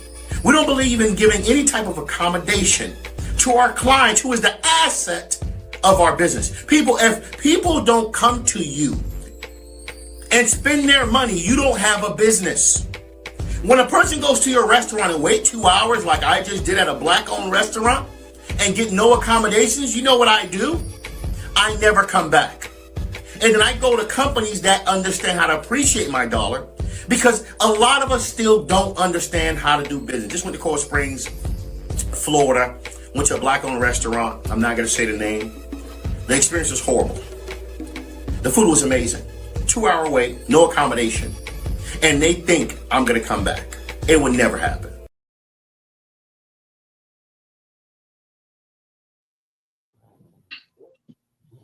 So I got a story. Two different stories, but two different restaurants. Rudy's Chicken. Can't stand it. I don't know if y'all familiar with Rudy's Chicken in Dallas, Texas. Can't It's stand it. nasty. I ain't had it forever. They salted in the motherfucker. First of all, It's not good to me. They bragged on it and bragged on it. I drove up there and tried it. It's trash to me. and their attitudes is always horrible. That's another reason why I won't go there.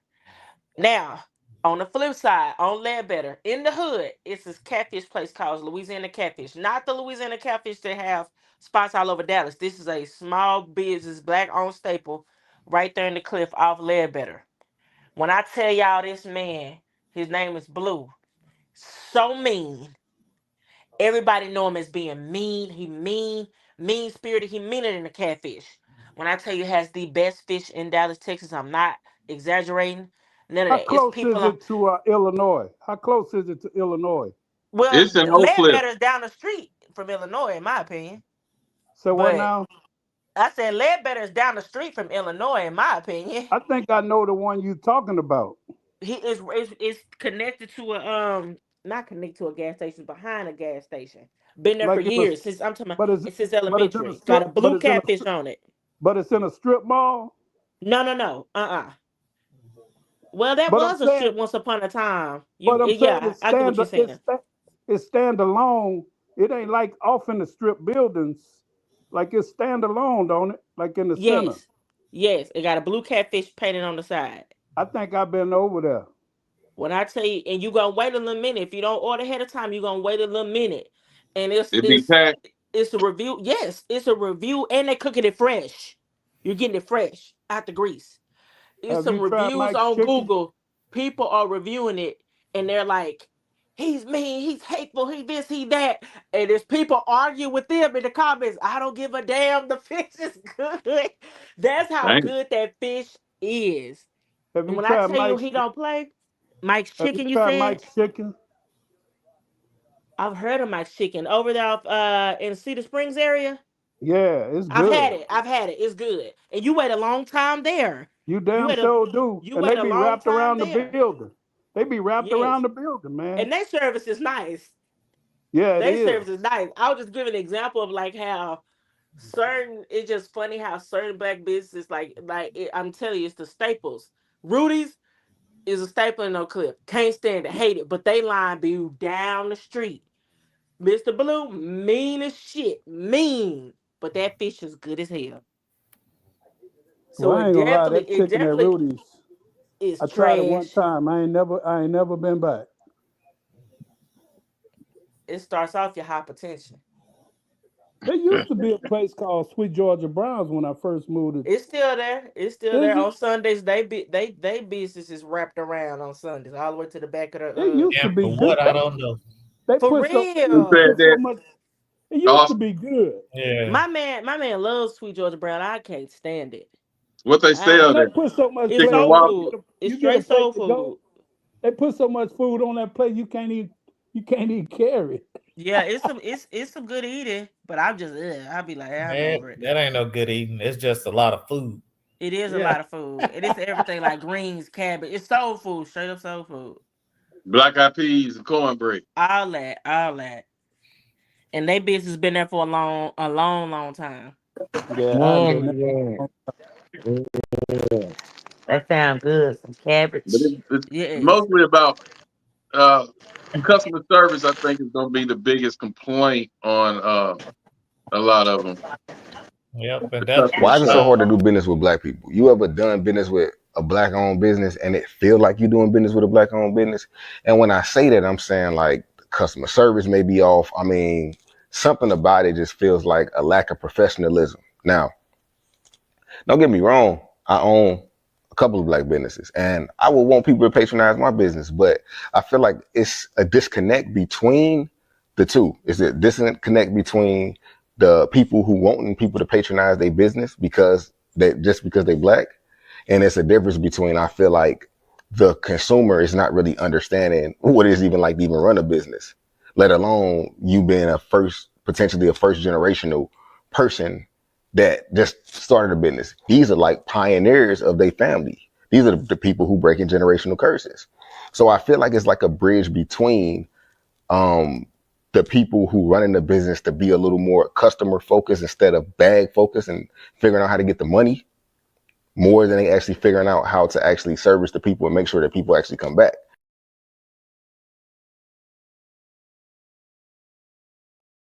You gotta get quality, man. Yeah, yeah, customer service is a big thing, and my wife is very big on customer service. There's this lady that was advertising black-owned purses. She designer maker, and she's in a major mall out here, which is the Galleria. And we went in, and then she was actually there, and even she was engaged in conversation with another customer, which was a friend of hers, but she didn't even take the time to speak to my wife or anything of that nature. And this wasn't no Rudy Pooty purse that we was getting. It was a crossbody, and we paid $800 for it. And she didn't even speak. And I was like, babe, we shouldn't even, why do we even pay for this or buy this? And she right there, and she couldn't even say hi, or thanks for coming in, or how did you hear about us, or anything. And my wife got the thing, and she was like, yeah, you're right. But and so that's a big thing, is customer service and inviting people in with the way that you are, your attitude, your personality. But why do you think our people do that? Why stuff like that definitely run me hot. Yeah, why do they do that though? And then when you walk off of catfish.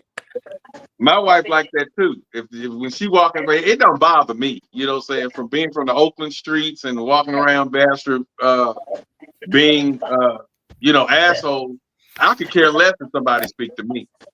But the wife, she walk in there and nobody say how you doing today or welcome to our store, she feels some type of way. I'm like, what the fuck, And she like that, especially when she's trying to spend her money. If they don't speak to her, I guess it's a woman thing. Was when Austin was telling me that, I thought about her.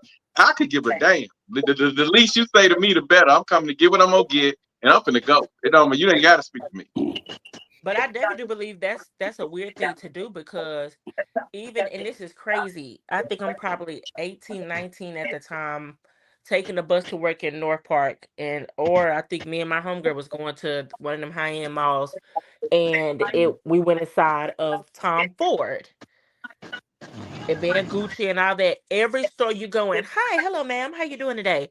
They know doggone well I'm probably white. They were white. And this is high-end stores where they could Pretty Woman you. You haven't seen the movie Pretty Woman? Like, oh shit, finna spend no money. I ain't even gotta even do the extra. They didn't care what we look like. Could have had some money, probably didn't have no money. They don't know it. Either way, they're speaking. They're being nice. They're offering us water. They're being very hospitable. They don't know what we finna do in here. So it's just y'all probably in there putting shit in y'all purse. But I'm listening though. Go ahead. I didn't play them games. My mom want to come beat me and then leave me in jail, because that's probably what's gonna happen. Cuss me out and leave me right in them thing about me, because I can cook, I'm real critical when I go to restaurants, man, and I'll complain if the food ain't where it need to be. If I spend my money, I'm gonna give you another opportunity because I want you to succeed. I think it's my duty to let you know where you falling short. If I pay for something and don't say nothing, you're gonna say the same thing to somebody else. So you be asking for the manager and stuff? Hell yeah, I ask for the manager. Oh Lord. Oh, Kurt go. But I don't. It's not that I'm going off. No, I'm just saying you go all Karen on them. I give an honest opinion. I'm not gonna go off, because most of the time they'll accommodate you and say, hey, would you like me to fix you another plate or something like that? Because what color are they when they say that? A lot of times the manager don't know that plate went out looking like that, or that food went out looking like that. Because when you pay $80 for a meal or something like that, $100 for a meal, and it don't come out right, and they got a certain standard, you mean you just not gonna say nothing? I'm not going. You know, I hate that George got off because I wanted to ask him with the new organization that he's with, that if there are programs or if they have some literature or something that could help some of these business owners, black business owners, white business owners, whoever, get business loans or where to go get small business loans. Yeah, they had it on there too. They had it on there too. They go to the website. It's on there. They go to the website. To see, they I'm do gonna clip everything. this and send it to her. They do everything. No,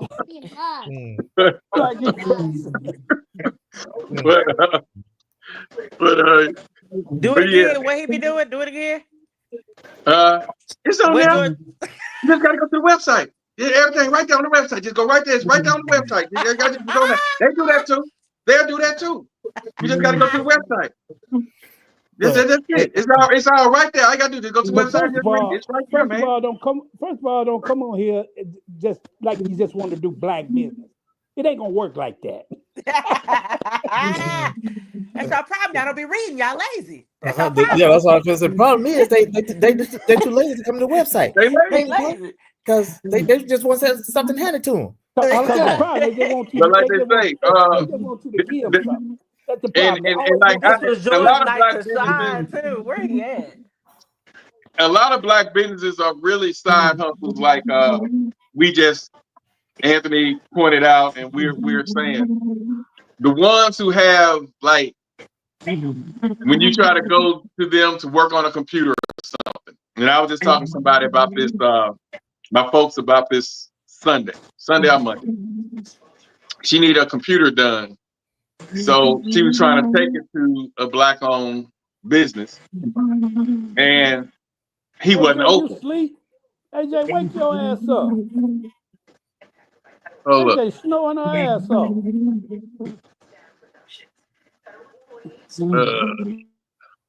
AJ snowing her ass off. Boy, you crazy. Okay. Okay. And so she tried to go help out a partner of mine. He fixed computers, he got him a shop, and everything. She went up there, he closed. She said, now, I know the Geek Squad open at 8:00. One day, my partner was open at 9, 10 o'clock. But this particular day, he wasn't. There wasn't no sign or nothing on the door. You know how they'll say, be right back. It's just a lot of the professionalism in these, but he labeled as a black business. He's not labeled as a side hustler. He has a building, his name up there and everything, and that's what he do down there. But he don't have set hours. Like his doormates say 9 to 5, 9 a.m., 5 p.m. closed for an hour for lunch, from 1 to 2 for lunch, I'm closed.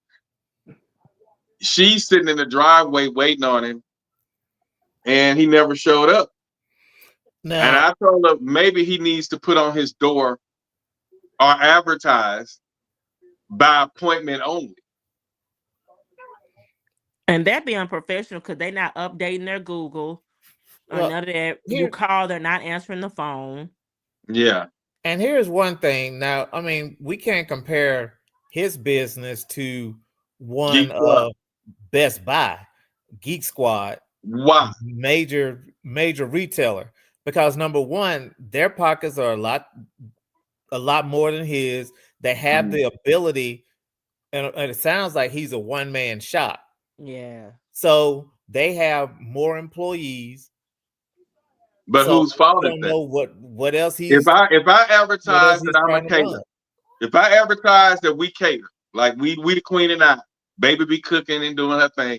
If we advertise we're a catering company, and they should give us a slide because we only have 3 people working with us. Is that my fault, or whose fault is it that I can't compete with who caters? I can't compete with Ruth Chris Cater. Is that my fault? So it is. He advertised. So he advertised working on computers, and he said from 9 to 5. And your old lady went there, and he wasn't there. Yeah, my folks, my parents, Okay. wasn't open. So Well, she was like, and I'm trying to get him the business, and she was like, "Well, I know Geek Squad open at 8 o'clock." Her point was, I know their hours, and they're gonna be there. Don't put your hours up on the door if you're not gonna honor that. And if you do have to step away, because we understand shit happens when you're independent business, put a sign up. We'll be right back. Here's my number. If you need me, call me. Or leave a number or something to call or something. Yeah, call me. Communication. And I agree with that. Communication He should do that. I would do appointment only. But if you're going to compare, you have to compare apples to apples. You're comparing apples to oranges. Not necessarily. I was gonna say that too. A lot of businesses, I feel you, but to a YT, I feel like they do have a lot of financial backing. and chain businesses and things of Right. that nature, and nepotism, which I'm not knocking at all. Right. And she wasn't comparing the quality of work. She was comparing the hours and the professionalism. If you say you're going to be open at 8 o'clock, whether you the Geek Squad, whether you Apple, if I fix cell phones and I put on there my door and I advertise I'm going to be here from 9 a.m. to 5 p.m. Monday through Saturday, you don't have to be backing by Best Buy or Apple. If those my hours, those my hours. And if you're complaining about my hours, not the quality of work, my hours. Her thing was the hours, because he does professional work. She just didn't appreciate riding from way where she stayed all the way across town, thinking he should be open because that's what his, like Anthony said, that's what his website say. And he wasn't open. Yeah. Now, my wife and I, we went to go to this place called Hideout Burgers. They have 2 locations, one in Mansfield and one in Midlothian. So we went to the one that was closest to us in Midlothian, and they had a sign on the door saying, "Hey, we're closed for the day." Blase, right? So she called the other one before we went down there, and they was like, "Oh yeah, we're open." So we went down there. So I agree that there should have been some professionalism where he placed something on the door or provide a number for you to contact him in the event that he's not there. You see, older people see it a little different. I would have just went by there and be like, "Damn, he ain't open." That's what I would have did. I was like, "Man, I'm my time coming over here." But when we looking at our folks, our parents, you know what I'm saying? Catnip, they like, they want us to be on our toes. So damn well when she's trying to spend her money, and he tells her, "Hey, I'll be there," and she has to sit, and then he don't show no phone call, no nothing. She felt some type of way, but me personally, I was like, too. okay. I think, and also it's the predicament that you're in. Also, that makes the situation a whole lot worse. If I just leave you and go up the street and get it fixed, okay, cool. I'm not even finna sweat that. But it'd be like, damn, I really need this fixed. I thought you was open. I'm rushing. I gotta get back here, even though it is a predicament you putting yourself in. But if I'm thinking, okay, this place is close to my job, I could go here on my hour break, get this done, and be right back. You closed out of wasted time. You're not answering. It just be things on top of things when it comes to stuff like that, and the gas and the time, and no one wants to waste neither one of those. But like I said, if you got a we business, don't care. If you got a business and you advertise at a certain time, and I drive across town somewhere to get there, you ain't there, and you ain't got no sign or nothing, or you ain't got no phone. Food. I'm not going. He I'm ain't not coming going back. No, I'll be mad. I'll be irritated. You got to be the only person in town that do that job in order for me to go back. And I really don't, not just Black owned or whatever. I just don't really patronize a lot of individually owned businesses too much, because I need to know that the persons are going to be there, the work is going to be guaranteed, Quality. Yeah, well, quality guaranteed, all of that. And I need to be able to contact some type of corporate office. I need to be able to do a Kirk if I need to. Right, do a Karen. But yeah, that's why, and I want my work. I want it bonded. I want it certified. I want a warranty. You know what I'm saying? And a lot of times, our people, they have those limited warranties, the 90-day one. I don't want a 90-day warranty. I went to a couple of times. I was trying to get something done on my truck, wheel bearing type job, and I can go over here to this black one who's going to give me a 90-day warranty that everything works. Or I can go over here to the YT shop that's going to give me a 2-year warranty, or a year warranty on the part that he put on. So I just, on certain things, I'm going to go to the top shops, which a lot of times happen to be YT. But if it's something basic, I'll give them, I go to the black-owned business if it's something basic. But if I need some major done, Black.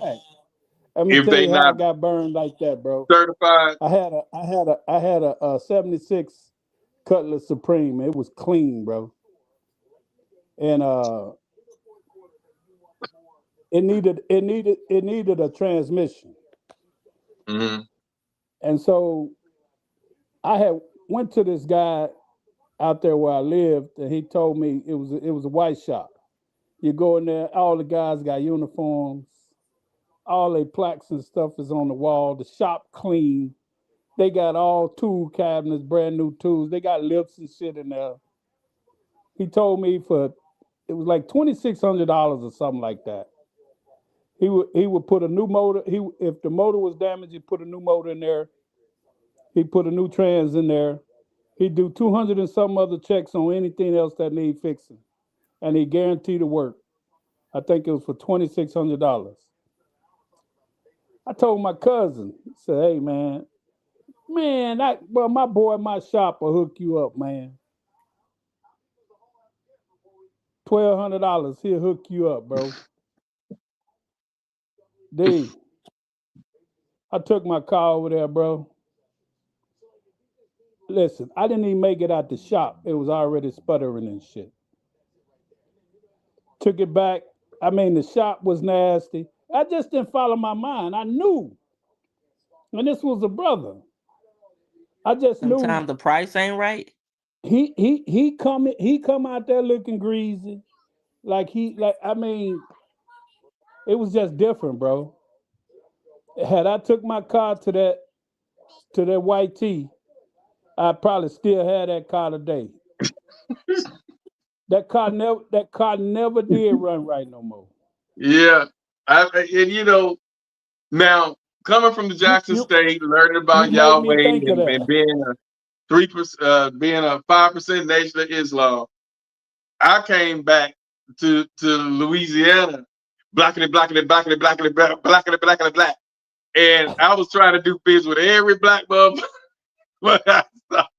Until I started getting kind of hustled out. I pay this, I pay that, and then they'll mess something up on the car. Now I got a good shop, good mechanic, everything like you say, the plaques on the wall for a black man.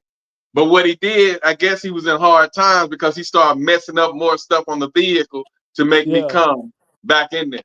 And that was my little sports car that I had. And I think I took it to him for something. Then he gonna come back, it didn't jump time. I'm like, nigga, I bought this car off the showroom floor. It ain't jump no goddamn time. And then he ended up messing with my Hornet wires, every little thing to make me come back. That's $600. You need a new timing belt. Yeah, it didn't jump time. So it's stuff like that. I got nickel and dime early through the black-owned businesses that a lot of people recommend that was certified. But I noticed even when Lotus rent out, when she's renting certain things when we're out of town, some of the people she rent from them this month is $50.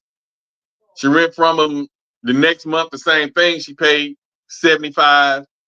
It's like they tax you according to what they're going through.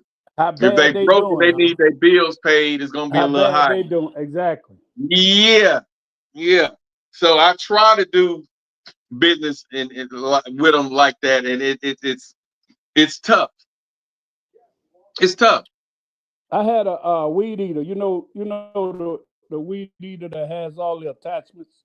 You can hook up different attachments to it. You can hook Yeah. up The trimmers, little or you could, yeah. yeah. So I took it to a white guy. It wouldn't start. After I had about 8 or 9 months, it wouldn't start. I tried everything to get it started. Even my neighbor who can fix anything, he couldn't get it started. So I took it to this shop. The dude he said, I won't work on it. He's a white guy. I said, why? He said, it ain't worth working on. He said, when you buy stuff like this, it's designed to get so many starts. He said, if you done started it that many times you've already started it, he said, it cost me more to try to fix it than what you paid for it. So he gave me the reel right off the bat, and from then on, I just buy Echo or Steel. If it ain't Echo or Steel or Toro, I don't buy it. I don't buy none of them off brands, none of them Nakitas, or none of that shit. Echo, Steel, they're gonna give you high quality, high performance. I got an Echo chainsaw, Echo weed eater. I've been had for years. Pull it one time, start right up. Right. My lawnmower, pull it one time, start up. I've been had it 5 years. It cuts 2 yards every once a week. One pull and start every single time. So on certain stuff you just gotta buy people who that's where they make their dollar at, on making high quality equipment, because stuff like that get used a lot, and so you gotta buy quality. So Yeah. So hey man, why You I get got to what you pay pay more for this for, and sometimes microphone you than pay that for what you get. microphone? That's what it Why is. is it so hard to do business with black people? You ever done business with a black owned? You have all these fucking problems. Why am I going to support you because you're black? Is your business good? Are you providing a good service? I don't give a fuck how black you are.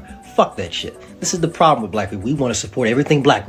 If it's black, we got to support it. Shut the fuck. Everybody else do it. No, they don't.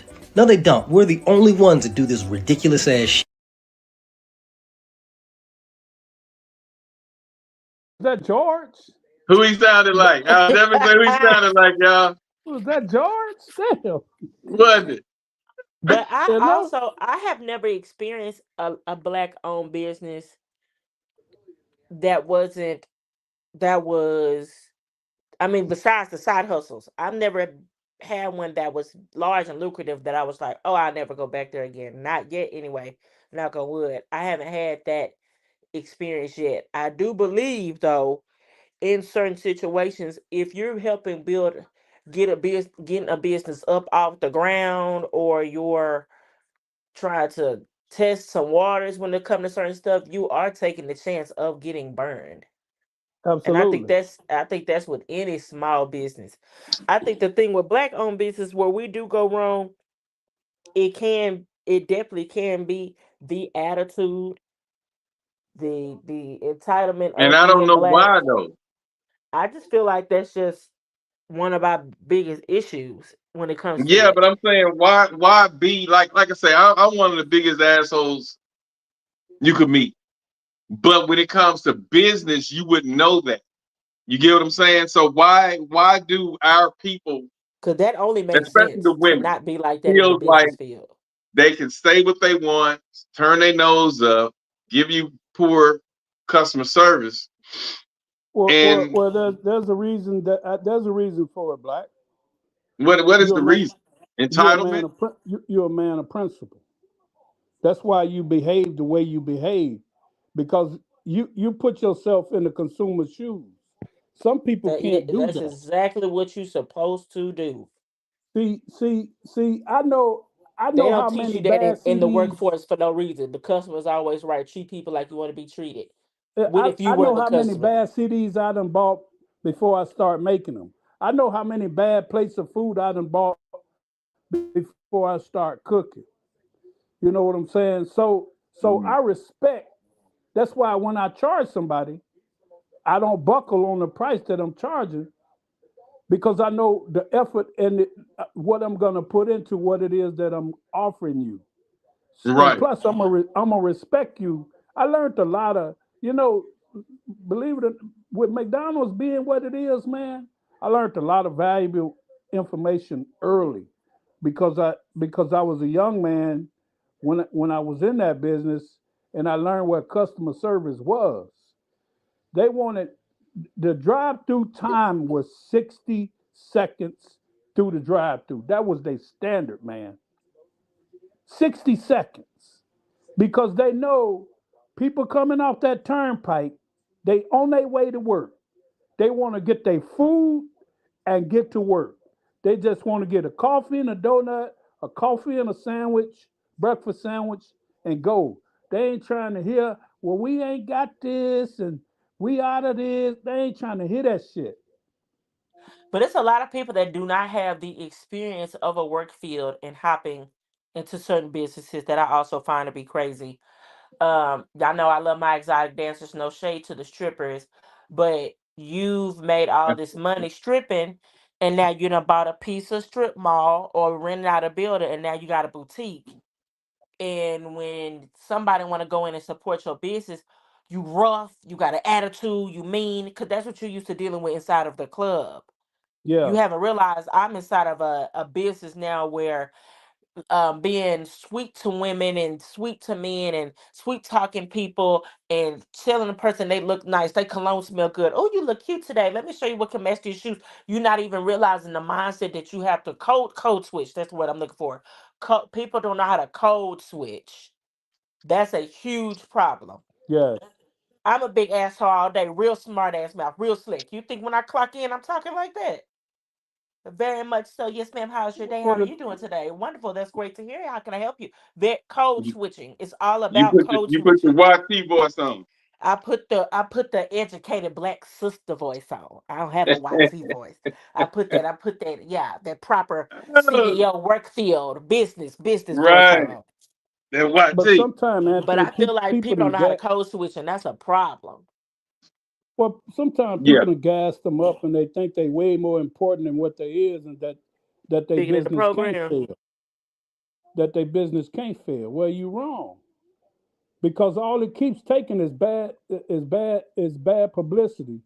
Will shut Now your shit it's a down. lot of restaurants around here that's falling off because of the help that they hire. That they're trying to hire Yes. their nieces that's got attitudes. But we have this and that and that. And see, a lot of people, especially me and the wife, because we go to high end kind of restaurants, and when we're spending our money, she wants that customer service to be top notch, and she won't let me tip them if it's not top notch. You know, and I might every blue moon sit there. I tip based on That's what she wants. service. Yeah, yeah. Cause she was like, you better not tip her, and I'm like, And I I was a know they're not server for getting. many years. And some people, when you don't receive that tip, it sucks when you especially giving exceptional service and people like you, well, you should have chose a different job.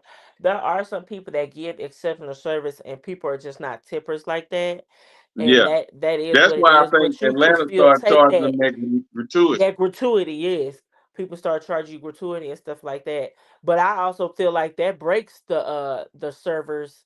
That is a catch-22. It could be a good thing, and then again it could be a bad thing. If I know the money is already guaranteed, oh, I'm not gonna give 100%. When I was serving, I was giving 100%, 100% every time, because that's how I'm finna get money in my pocket tonight. That's how I'm finna And you used rack up. you used to get paid too. Cause I used to get paid. I was a waiter at that Shoney's in Ruston, D, when I was at Grambling. Man, I used to rack up, man, because Man, I think we got a Shoney's down here. Cause I bet you was cool as I hell used as to a love that cinnamon. strawberry pie. man, I used to love that strawberry pie, man. Dude, I I think we had, got one I here. had, I'm gonna have to go. I think we I got one had, here. I had customers, and this is the truth. I had customers like on days that I didn't work. I go back the next day. One of the servers said, "Hey, this family showed up, and they was looking for you, and they said you they waiter." And I said, "Well, did you wait on?" She said, "No, they left." That just says a lot about what they thought about me, man, because I just used to pay attention to, like, I didn't take breaks. Like when I'm like when they give you all of them tables, I watch every table. I didn't waste my time worried about gossiping, standing up against the wall with all that bullshit. I be watching my customers, seeing when Right. when they drink get low, seeing if Where did we the go? kids Yeah, want something, seeing if they need something, you know. we went somewhere. I think it was, man, it's some restaurant that we went to. It's a mainframe like Chili's or something. I don't know. But we went there and the lady who took out who was supposed to be assigned our waiter, she went and sat down across from us, like, and went to sleep. And so this other guy, we flagged him down. The wife did. Can you do Yeah, this, that, and that? And the girl's over there asleep. So we ended up giving him a huge tip yeah, because to prove a point that she was over there asleep. She missed out. But this little heifer was literally asleep across from us. And the time she had her head down and she was out. So it's like it's the customer service killing the bit, and the wife don't want to go back there. We went to Olive Garden one time in Cause I be thinking Monroe. all sort of stuff. Like I be trying to take it from negative to positive. Like maybe she worked a double shift. She got kids at home. She got a fee. She's a single mom. She's Right. I struggling. think And all then that. But when I you be walk like, her ass damn. into work, And then I'm it's like, time damn, to are you work. on drugs?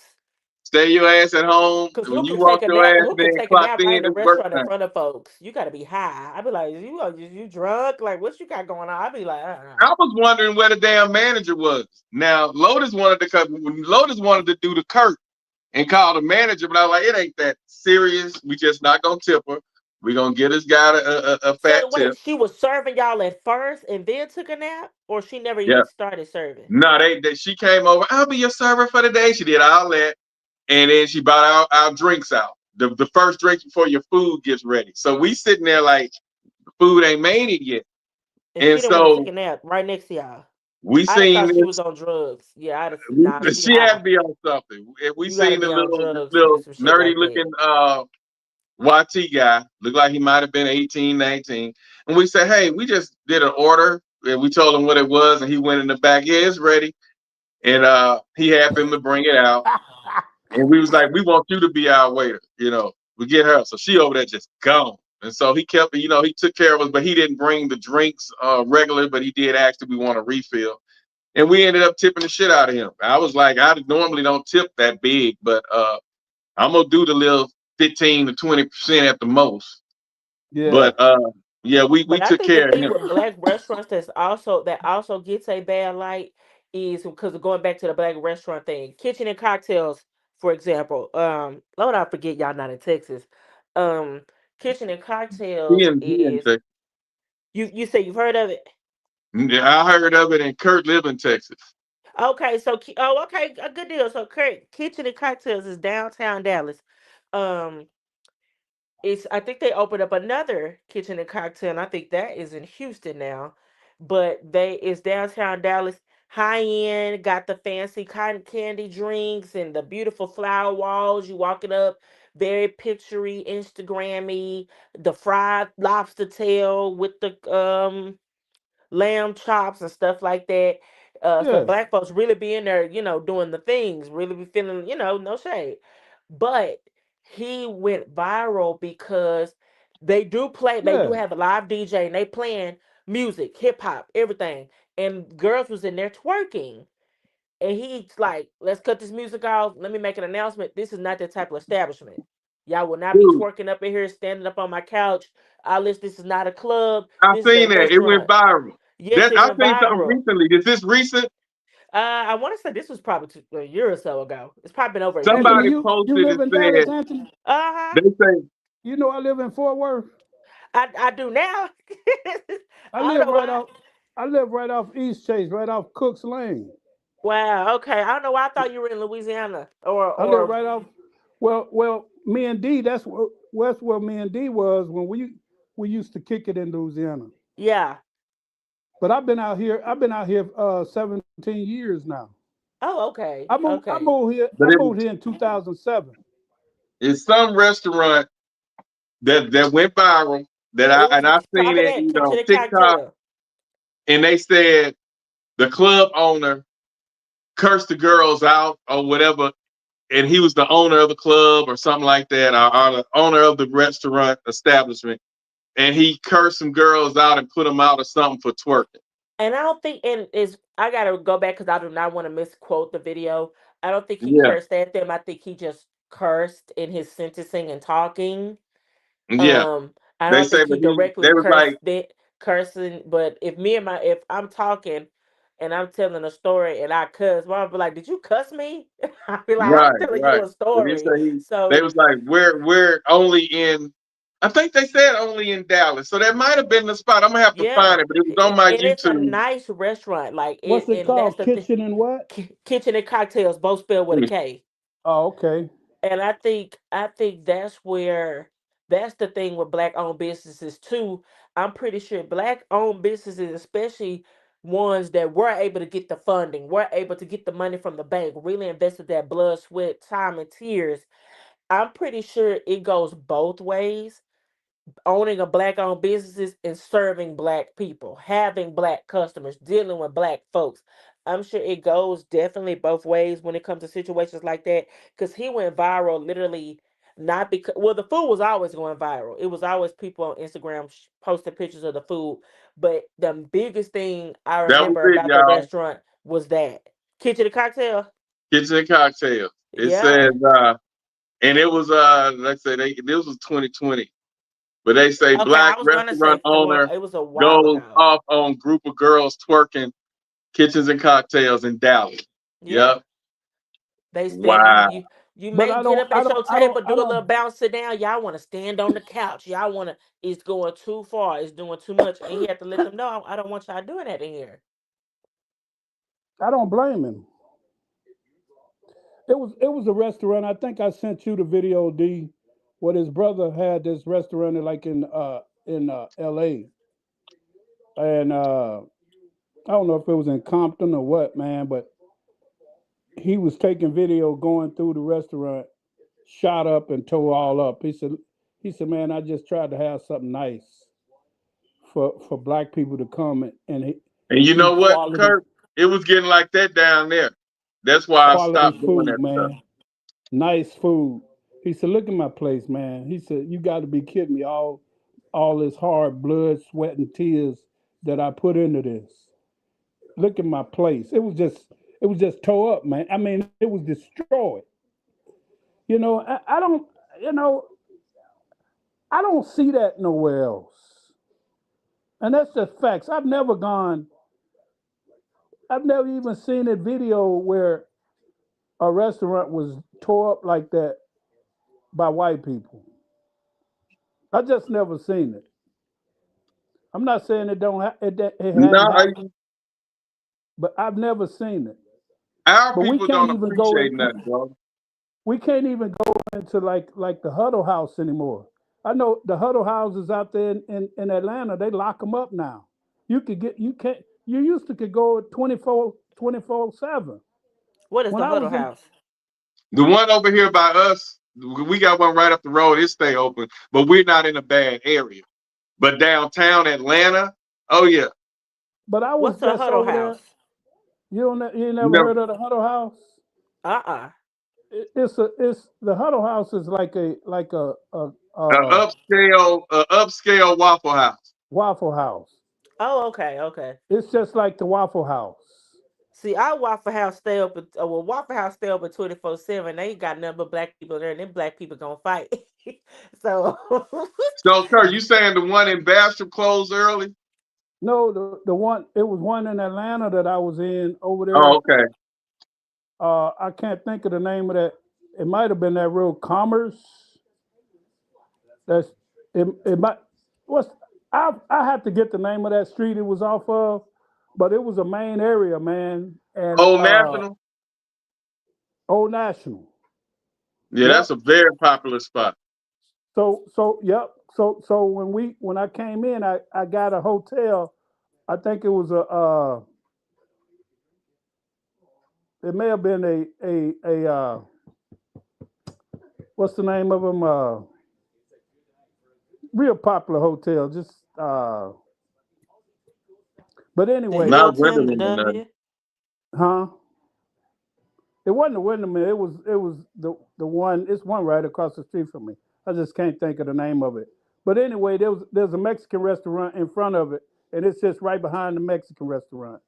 Well, up the street there's a Huddle House, and when you go up there, if it's past 10 o'clock, they serve everything through when they got like a box.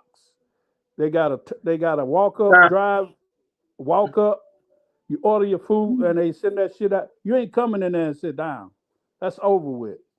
Yeah, now they started that in at the Oakland. Waffle House. They don't have an inside anymore in their Waffle Houses in Houston. They don't have inside anymore? Tripped me out. We was in Houston. It was probably 1, 2 in the morning. We had to order and wait outside of a drive-through because window. People start fighting and tearing them up. You know they start doing that at the stores on the way to the let me see, you pass the high school. You know what I'm saying? Like if you go into, you know them little stores.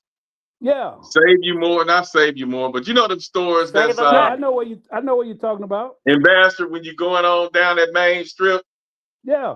They started locking them up because when I get through DJing, it'd be like 3 in the morning, and we used to go in the store and go in. They put your drinks and whatever you get in the thing and open the door, and you have to get it out of there like the bank used to do the money. Yep, that little gas station that it ain't Shell, it's the blue one. The Valero. No, it ain't Valero. Chevron. That Chevron that sell all of that food right there across from Granny's, right there next to family. D, it's right there right next to across the street from Granny's and right across. Yeah. I know what you're talking about. Yeah, that gas station, they lock up. They used to be open 24/7. You could go in there. Yeah. Because I used to run in there late at night trying to get a bottle of gin or a bottle of vodka or something when all the other stores were closed. Yeah. They would still be open on my end. But yeah, it's the customer service, like we said, and people labeling their businesses business, but they're operating it like a side hustle because they're not taking their customers serious. They're not putting prepared, man. They don't have the resources to really be in business like that to sustain for 2 years until you build a customer base. The way you build a customer base, you start off strong with good service and you maintain that service. And a lot of people don't. Besides the resources is a major part, but a lot of people don't. A lot of people feel like they have to skip the educational part of it. Yes. I just get out there and do it. They're skipping the educational part of it. Whether they're taking what is it? Classes or business. What is the things you watch and other business people that even though those turn out to be pyramid schemes, so that's probably not the best idea either. Yeah, you're talking about learning how to operate business class. They take business classes and they don't. Yes. They don't do that. They skip that step and just go straight into it. And you lose time, money, and all sort of stuff. They don't know how to build their credit to get the perfect loan, to do this. They're not doing none of the steps. And everybody's not ready for brick and mortar. You know, No. like I say, brick and mortar gonna cost your ass an arm and a leg. So if somebody got $3,500 for just to rent the space, if you can't pay your employees and buy supplies and still and make a profit, how you gonna pay $3,500 for a lease? And that's what I think be going on. That's why they go out of business. Yes. Can't afford them Plus you buildings got and to pay stuff. for your own lights, water, utilities. All that's gonna be extra. And you paying for where you reside and live. So Yeah, that's two you rents, still got two you lights, still two got bill. home Yeah. bills. Your home And you bills know ain't what, finna Kurt? stop coming. And I do graphics too. So and that was something I learned when I was in college. Jap, our CD sales were so good, Jap was like, Black, how he said, you the dumbest, smartest, independent business person I know. I said, why you say that? He say, man, you need a building. You could be doing your artwork, printing out your shirts, doing your flyers for people, and selling your CDs, DVDs, and all that from the shop. But they had a little building on the side of them that was for rent. I say, Jeff, why would I pay lights, water for somewhere where I'm just going to be up here making CDs that's not guaranteed to sell? Somebody getting flyers not guaranteed. So why would I put myself in paying a $2,000 a month rent when I got my house, car, and all that stuff? It don't make sense. And when I broke that down to him, he was like, "Oh, okay," because he cuts hair. So cutting hair and selling CDs and doing graphics is two different things. They're not the same. Yeah, but I had to remember break he that used to have down to to him. cut. He used to have to cut from dusk to dawn and he had to have Chico in there cutting hair too, just to survive. He couldn't have made rent on his own. See? Right. So he had to have somebody else in there cutting hair, splitting that rent with him. Exactly. That's why about Nico up there. But people, this is what we was talking about, Kurt. This was what she was talking about. I invested a lot of money into buying this building, into developing this concept. Okay, so what you're seeing is the actions of a pissed off business owner, and he had every right to be. I encourage all of you to go and watch the video in its entirety. Could he have said things better? Yes, he could have. He used some colorful language that maybe he shouldn't have, but the bottom line is it's his establishment, he's fed up, and he wants us to do better. If you really listen, that's why he's upset. He wants us to do better. The other issue is that he built something for us, but it's us that's crapping on it. The level of disrespect it takes to get your ass up and twerk in the middle of a fine dining restaurant is pretty astronomical. If we want to change how we're viewed, we have to change how we're seen. So twerking in a family restaurant, he was extremely kind. Again, as a retired restaurateur, I get it, and I ain't mad.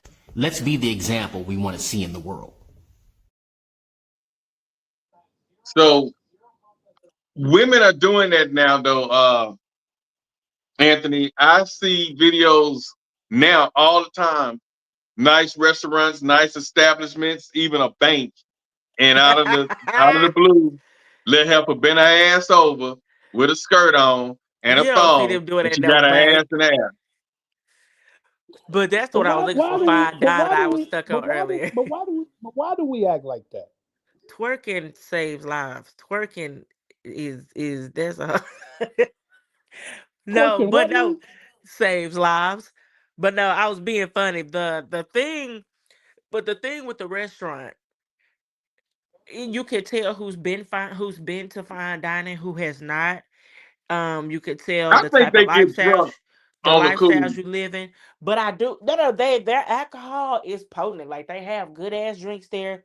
But another thing where I feel like accountability is very important. If I'm running my fine dined restaurant like a club and I see people twerking, the last thing I should be is surprised. I think where it went left is if I'm asking you to stop and I'm telling you this is not what that is, and you proceed to Oh, you nigga did that, and you getting rowdy with me. Now I have to go ahead and go there with you because I can see why you were confused. I don't like to eat. I don't like loud. I don't like eating where there's live bands, all that beating and banging on drums and saxophones and trumpets and loud shit, guitars and stuff playing. I don't like all that while I'm eating.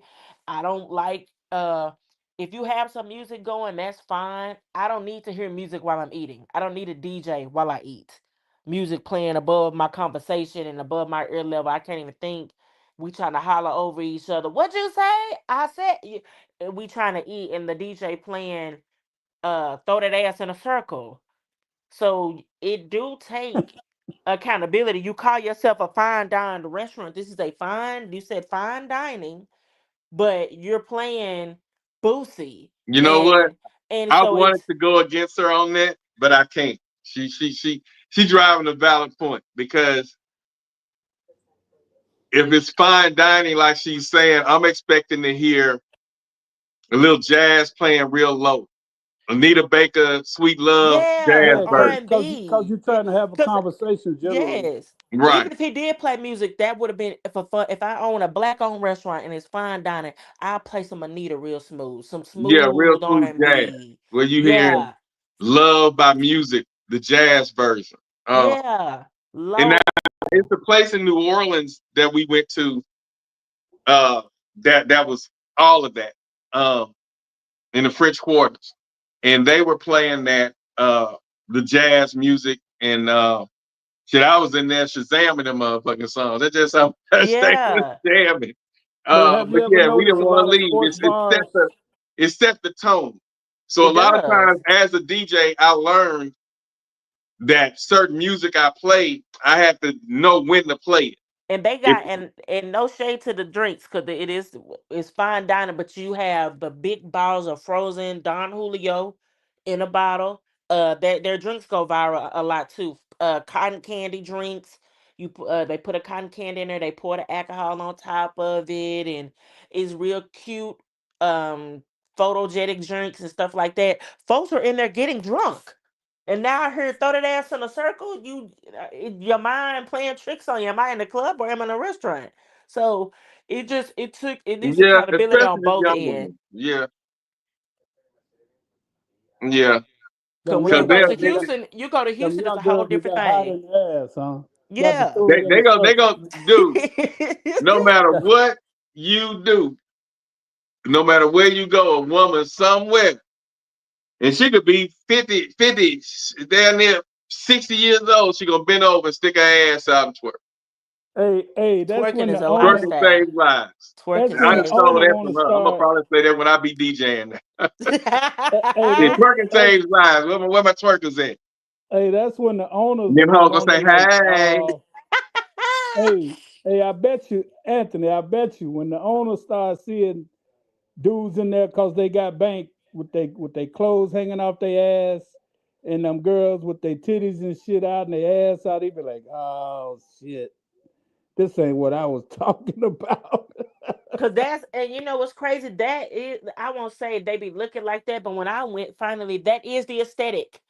You I know what I'm saying? know. No shade. Dude, But I don't mean in like a hood way. They're not in there looking nasty. They just you can tell they high end dope dealers. They got money in their What it pocket. These are is, they trying to make a hood statement. rich folks. Yeah, it's hood rich but folks. They down trying to here, make certain a restaurants statement. kick them out, Anthony. You I'm come sure in they there do. half-ass dressed, they kick you out of the restaurant, so they ask you to Oh leave. no, in these restaurants they dressed in their nine. When they go inside kitchen to cocktail, they dressed in their nine, Gucci head to toe. They got their labels on. They dressed to the nine. You But just nah, they didn't. going in there Yeah. half-ass dressed and skimpy, showing a lot of cleavage and you know, you not you looking like you coming from a strip joint. They make you leave. They Certain restaurants should, make cause you leave down some here. stuff people don't have. I think that was George said that people don't have shame no more, Oh and yeah, I said that and shame nothing is gone. and nothing makes you feel uncomfortable anymore. Going And see inside a that's restaurant one of like the that, talks dressed I like that, wanted I'd to be like, have oh too that wait, I think I missed the memo. we I don't gonna we know. gonna we gonna talk about that too because We need to like pull I a say, Jada Pickett, take me to the store and give me a black dress. Like I it don't was fit. it was a ball that they had down there in Bastrop about two years ago, and then I spoke on the full figure women wearing size 12 dresses. And oh, so you're a designer now? You know, we do what we want now. That was back They raised it then. down. We wear what we want now. And I'm like, I just feel like I say, yeah, I can be a designer. I do have a clothing line that I launched. But it's no shame. Why are you out there 300 pounds wearing a size 14? She feeling like a 14 that day. Because the Izzos and the other And Lizzo had just came out 2 years ago. They say, hey, you can do what you want to do. I think they had a sneaker ball or something down there, and the guy posted the pictures, and I was like, everybody was talking about how hot of a mess everybody was looking in there. And then when I commented because of who I am, oh, so you a designer now? And I'm like, yeah, I can be. I say, but I just feel like, well, if she was high yellow and if she was high yellow and a size 4, you wouldn't have said that. I say if she was high yellow size 4 and trying to squeeze in a 1, I would have said the same shit. You know what I'm saying? So that ain't got to do with it. If the clothes too little, they just too little. You know. So, but they say they do what they want now. You know, that was back then. Women cared about their appearance and how they look back then. You know, that's in the old days. You know. Back to the restaurants. So Houston, Texas. I went to a restaurant in Houston. I cannot think of the name of it. That's probably a good thing because I actually really enjoyed the restaurant. It was a Mexican restaurant, and we waited. It's Sunday. Sunday fun day in Houston is no. I haven't experienced a Sunday fun day like that since. Houston and Sundays is fun. Anyway, we went to a restaurant. My best friends live in Houston. Mexican food, and we waited. We went. It's 2 locations. We went from one to the other because one had an hour. The other one, which was more favorable, they had probably 30 minutes less. So we waited there. We got in. We sit down. We're eating, and out of nowhere, I hear like it sounds like streamers and a drum and some more stuff going on. I'm like, what is going on? They had signs like they do in the club, lifting the signs up and down. They had sparklers. They had a Somebody had a DJ. party. And it was just a random. This was their happy birthday thing. This was the happy birthday thing that they did there. You know, not the and birthday, woo, and we done. They had brought out all this stuff, and I was immediately like, I'm about to lose my appetite and get irritated. It is all that booming and banging and hollering and screaming and yelling and noise making while I'm eating. I cannot stand all that. I feel like restaurants, because and black people, they will go over the top. They had music videos playing on the TV. That's cool. The nostalgia of certain videos. You're like, oh, that's nice. They also had loud music playing. And then now here come the drums and some streamers and some sparklers and the signs glowing, jumping up and down. I was like, oh man. Yeah, So I get annoyed if it get over the top. Because there has to be a distinction from the clubs and the restaurants. In the strip club, if I'm Especially eating if I'm like wings, I trying know to what I'm dine coming with with. my family. Yeah. Like if I'm trying to dine with my family and have conversation, I guess just say I got some relatives coming from out of town or whatever. We sitting there talking, trying to have a good meal. I get annoyed too with that shit. And then throw that ass in a circle playing loud over y'all. Like y'all doing too damn much. Yeah. I don't know, man.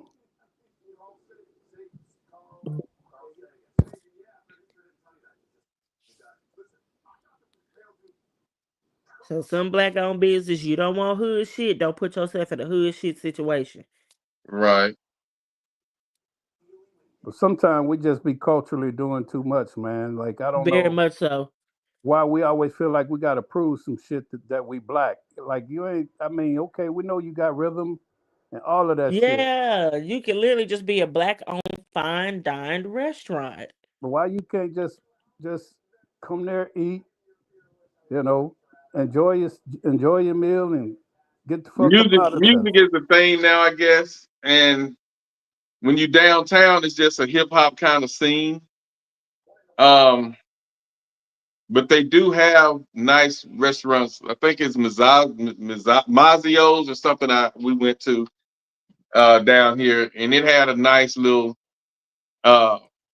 classical, but the classic music was kind of on the hip hop kind of tip, but it was classic and it Is was that a really low. black-owned restaurant? Yeah, Okay. it's classic and it was nice. But I I know what have I been gotta in ask you, one. D.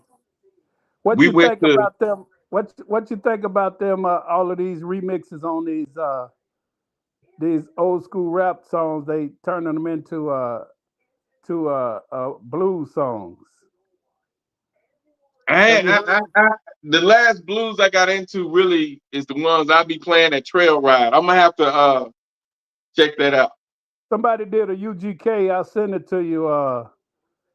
Wood diamonds up against that wood, and they turned it into a blues song. It sounds really good. I bet it does. That sounds like a good combo. It was Yeah, almost a blues song. I'm gonna have to They check it slowed it out. down and turned it to blues. You'll be Yeah, I'm like, gonna have to damn, check it out. Check it out. you like that. I'm gonna send it to you. Finna send it to you right now. That's what's up. Yeah, I was let me see, I still gotta do I think I got one more late 70s, early 80s, then I'm gonna be into my 80s thing. But yeah, man, I got so much requests. They send in all these damn requests with these older songs in it that they don't hear. And that's why I've been putting them in the mix lately. But yeah, I think I got one more late 70s, early 80s, and then I'll be more into the new editions and uh Bobby Brown's and True. I'll be into them after this next segment I gotta do. Cause man, I'm getting so many requests because I was gonna jump into my 80s next rip, but I done got so many requests for the older songs because they say I haven't played Stevie Wonder and I haven't done Stevie Wonder yet. If I send you this, They've been hey, naming Black. quite a few people that I haven't touched yet. So I was like, okay, so yeah, I got to do some Stevie Wonder. Uh, damn, Hey, if it's I send, quite a few that they named that I hadn't hit yet. can you play? You think you can play a little bit of it? Let Anthony hear it. I just sent it to you. Let me see. You sent it to D Black the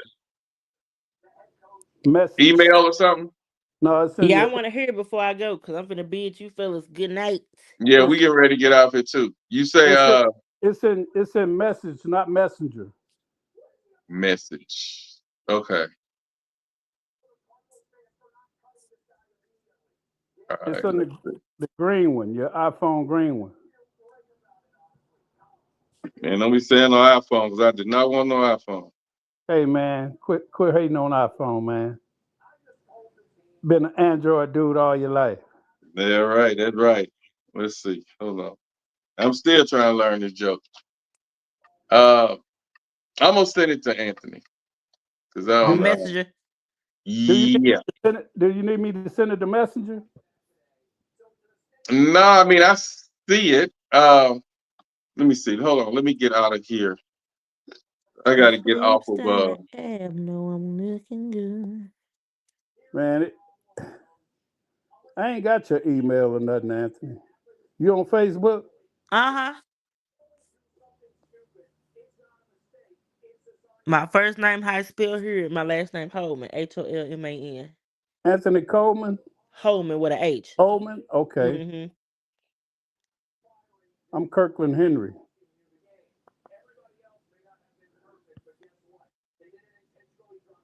Let me see.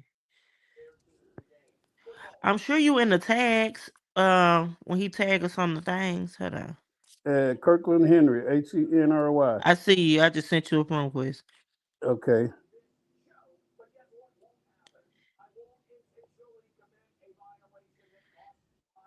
I see it.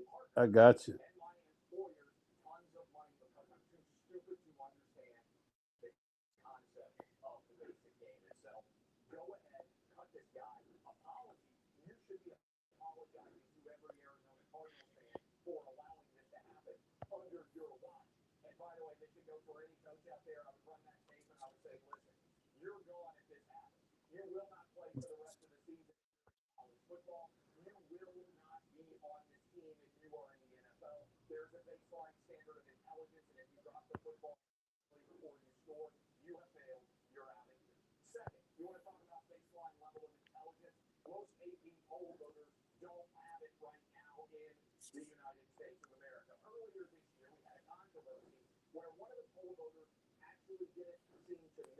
Yeah, it ain't gonna let me play it, Kurt. She gonna have I'm gonna send it to her though. I just put it on Messenger.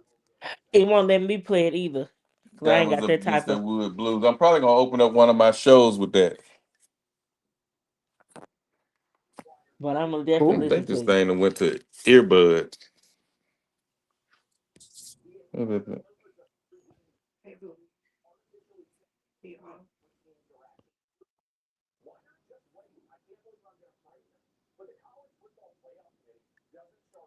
But fellas, I'm gonna get up out of here. I got an early day tomorrow. Shout out to the black businesses and the side hustles.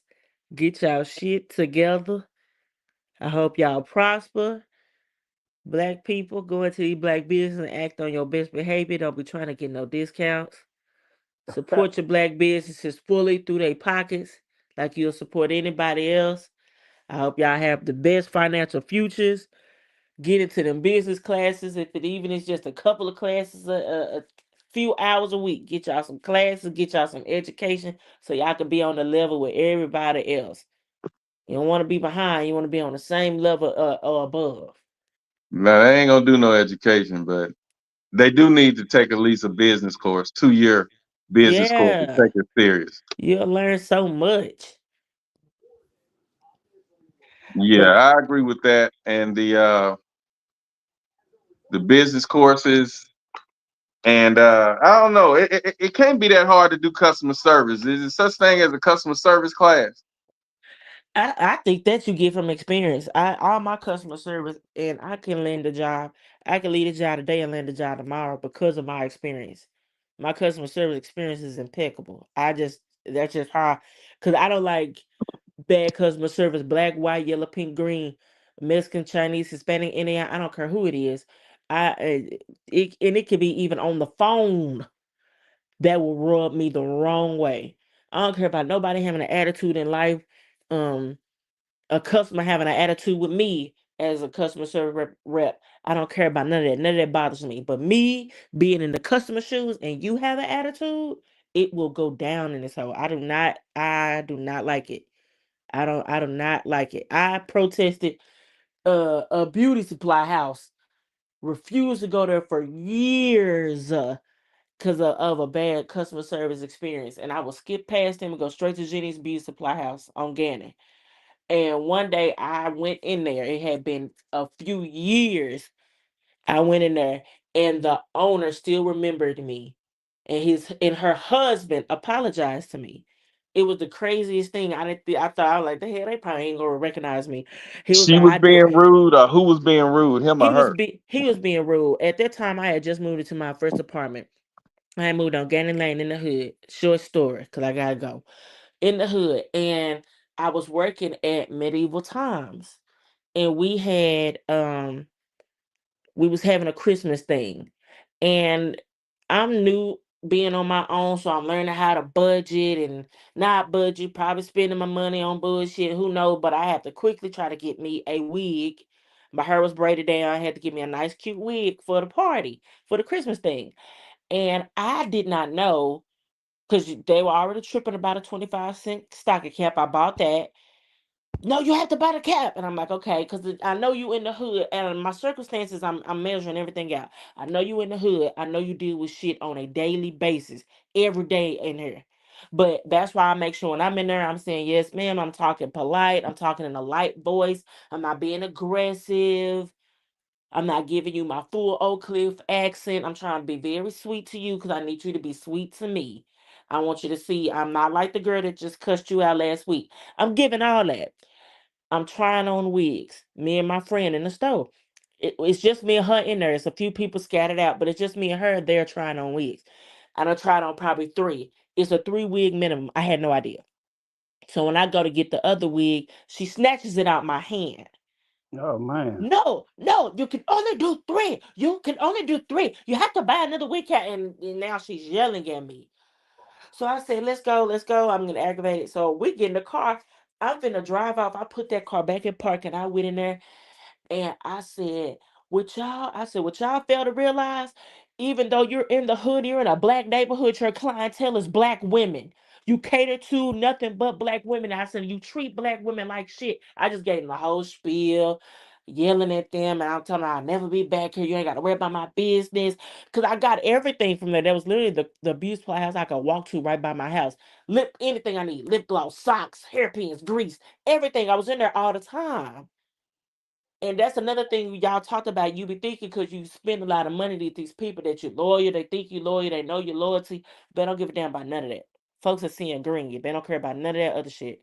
And so yeah, we had words, and I had left, and I didn't come back for years. And one day I just happened to go back in there, and the husband, I don't know what he said to kind of bring it up, as if he was trying to refresh my memory, like I wasn't gonna remember. And he was just kind of like, "I'm sorry that happened. I'm sorry that happened, and that you experienced that." And so it was just a 360, 180 moment. So you was a In there, regular. You was a I was a regular. regular, And and I did so, not go back in there. I would leave. My apartment is right there. I would skip right on over them and go down the street to Jenny's. nah, you have to treat your regulars different. Just like the people that came to my parties on a regular basis, they were allowed to get in free with a friend. Yeah. So no, you didn't have no business being treated like that. Are they still in business today? I have not went down on that side of town.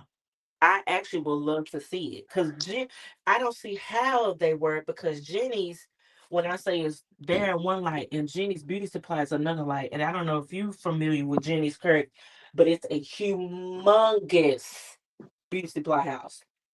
They And get their talked about on prices are Facebook. low. Their prices are deep, really nice. They get talked about all the time about their attitude. I think they just opened up a new location, but on Facebook it's a running joke. They be like, "Damn, to get hired in Jenny's, do they say in the application you got to be mean? Like you got to have an attitude?" They have young girls in there. They got lots of attitude. They lips be poking out. They be mean, but it's humongous. So it's probably like 10 to 12 registers in there. And yeah, you get in, you get out. It's huge, huge, huge beauty supply house. So that's how they stay in the business. It's like the Walmart of beauty supplies. You get any and everything out of there. And they probably, like I said, their prices are probably very, very competitive if they pack like you saying. They Yeah. run kind of deals like 3 bundles for X amount of dollars, 5 Because bundles. they braid hair be on sale. You know, girls do braids. You can get that stuff wholesale there, I'm sure. But yeah, their braiding hair is always on sale. You get like 5, 6, 7 packs, and all you done spend in there is $6, $7. Like sometimes you catch them on good deals. So yeah, I don't know if that other little one is still up and running, but I was definitely a regular later. Yeah, the wife be doing hair. When we come to Dallas, shit, we gonna have to hit up that spot. Shit, Yeah, Joanne's, whatever you call them. What you call it? Genius? Jenny's, like Jennifer, Jenny's. Yeah, we got to hit that up. You gonna come back down here? Jenny or Jenny. With a Y. Yeah. Jenny's. Okay. Like Forrest Gump, Jenny. Right. Okay. Yeah, we're gonna have to come down there and she bring that hair back down here, and we're gonna clean up. Yeah, because I don't hardly ever go to Dallas, man. That traffic is ignorant. And you live in Oak Cliff. That's the best word for it. Anthony live in Oak Cliff. Mm-hmm. Okay. Yeah. Like I say, it My was. girl's daddy used to live right off of Illinois. That's where my uncle stayed. I stayed at many places in Dallas. Richardson, Balch Springs. I'm back in the Cliff. But yes, that's Illinois. My uncle stayed off Illinois. I used to go up to Coit. My ex-wife and the kids used to live out right off Coit in Richardson.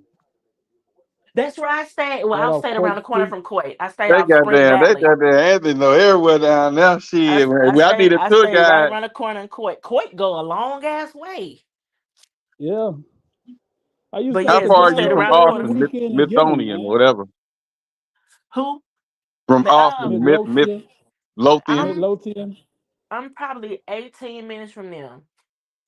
You been over there yet? Mm-hmm. Okay. You know, me and his wife, we first cousins. Yeah, I So know. we real close. So yeah, I done been over there a couple of times. They not far at all.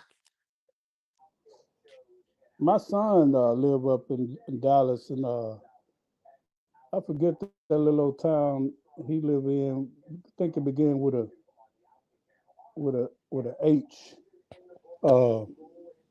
Glen Heights. He lived in Glen Heights. I had a guy brother stayed in Glen Heights. They stayed there for years in Yeah, Glen he Heights. just built the He went to house school over over there there and 2 years. everything. Yeah, there's a lot of new subdivisions go up over there. He built the house over there 2 years, about 3 years ago now. That's a nice area. It's not bad at all. Yeah, it's nice. And especially now if it's up and coming, I bet it's even nicer. He married an actress. I'm gonna send you a picture of her resume. My son did. You might have seen her in a couple of shows and a lot of Oh commercials. yes, send it to me. Yeah. Yeah, she pretty cool. But I got some good kids. I got one kid fucked up, but I'm working on him. That happens. Yeah, he fucked up. He fucked up though. I don't know if I can. It might not be. I don't believe I can fix it. It's just gonna have to be what it is. I ain't gonna love him no less. Oh, absolutely not. Yeah, but everybody can't be. Everybody don't want the medicine. Some people ain't gonna take the shot, right? Right. Well, you fellas have a good night. This was an interesting debate. It wasn't even a debate. We all was on the same page. We was definitely all on the same page. Yeah, absolutely. So I But see make sure y'all you same check out that time show I next was week. telling you. Oh, I'm about to. You got to watch that shit. You're gonna say, boy, that's the craziest shit I ever seen. I'm turning that on tomorrow, I promise you. So we can Y'all be ready to inbox discuss next me week. those movies too. Okay. All right, got you. All right, Black. Yeah, all right, yeah, we out. Speak on It podcast is happening, so we might as well speak on it. And on that note, we out. Shout out to Austin. Shout out to George. Anthony did her thing. Kurt in the building. We had AJ came in and she got her a nice little nap on here. We supply her therapy so she can get her nap. But on that, we out. Next week we coming back with some more heat. And we out, and y'all already know how we do it. Till next week, we out of here. Peace. What you think, man? I've been in the polyamory lifestyle. I can't even say lifestyle because it's not a lifestyle. It's a way of loving, not a way of living. I've been polyamorous for about 10 years now. And the mindset for me is mentally, I think I've been polyamorous longer than actually practicing it because I've always felt that this monogamy just doesn't fit for me. I don't understand why I have to only love one person or why I can only show affection for one person. Where is this written? Why do I have to go along with what the societal standard supposedly is? Right. And then the problem comes when you love somebody too much. When you let yourself love somebody too much, and they don't love you the same. It's not even matter whether they love you back or not. They can love you back, but it's still unhealthy to love somebody that much. Which I understand that ideology of that. Well, I can't have. I might as well. I've been there. I know that. But at the same time, you have to realize, what your culpability is in a relationship going, however it went. You start thinking about, well, damn, I did this, I did this, I did this, I did this. So, you can love somebody too much. And then, see, this complicates things for us men because we already have a hard time forming those emotional attachments. You already told, don't do that. The missing link to that goes back to a time before we were even thought. Why doesn't my father like is that a protection for me? Right. Or is that the way he was raised? Or maybe somebody hugged him one day, a man hugged him. I'm not saying this is what happened, but I'm just saying we got No, but there are things that could have happened that absolutely that caused him to be the way he is. made him feel weird, needed. Right. So the things that we think are sometimes a rejection or a lack may have been a protection. And most of the time, they are like absolutely. So if we don't understand that, all we know is a rejection. But see, like what I understand with my father, men were going to jail, killing each other, and then now we got bisexual, then we got gays, now we got transgender. So with all of that going on, the purpose of that was removing the black man, the black male from the household. Okay? So with him not being in the household, she's getting the welfare, or she's out there in the workforce, forced to take care of herself, and if she have children, to take care of the children alone. Whether he's in jail, whether he's dead, whether he's bisexual, whether he's gay, whatever. The black male was removed from the home, and black woman was forced to provide for the children, for herself. You're missing one other thing that removes black male from the home. That's white women. Because after a while, it was run on black men, white women. Yeah, white women. You know, at one point, black men, they just had to have a white woman, no matter what their social economical status was. White women was the way to go. And so that pulled a lot of black men out of the house. Damn, I sure missed that. I mean, I know Rick James, you know, I know, you know, I mean, you hit it. I just didn't think of that as a major absence of the black man. So you being a provider means so many things. Right. It means put you in a house. You know, it means I got your back. It means we're doing this together. It means I'm not gonna walk away when things get hard. You know, that's providing, right? I'm gonna provide emotional protection so that you can, you know, I'll be present for you when you don't feel like you can be there for yourself or whatever, you know. So there's so much more definition to the thing, right? And even on the flip side, looking at, you know, men with kids, right? I remember I did not want a man who had kids. And I was about 25 when I met my ex-husband.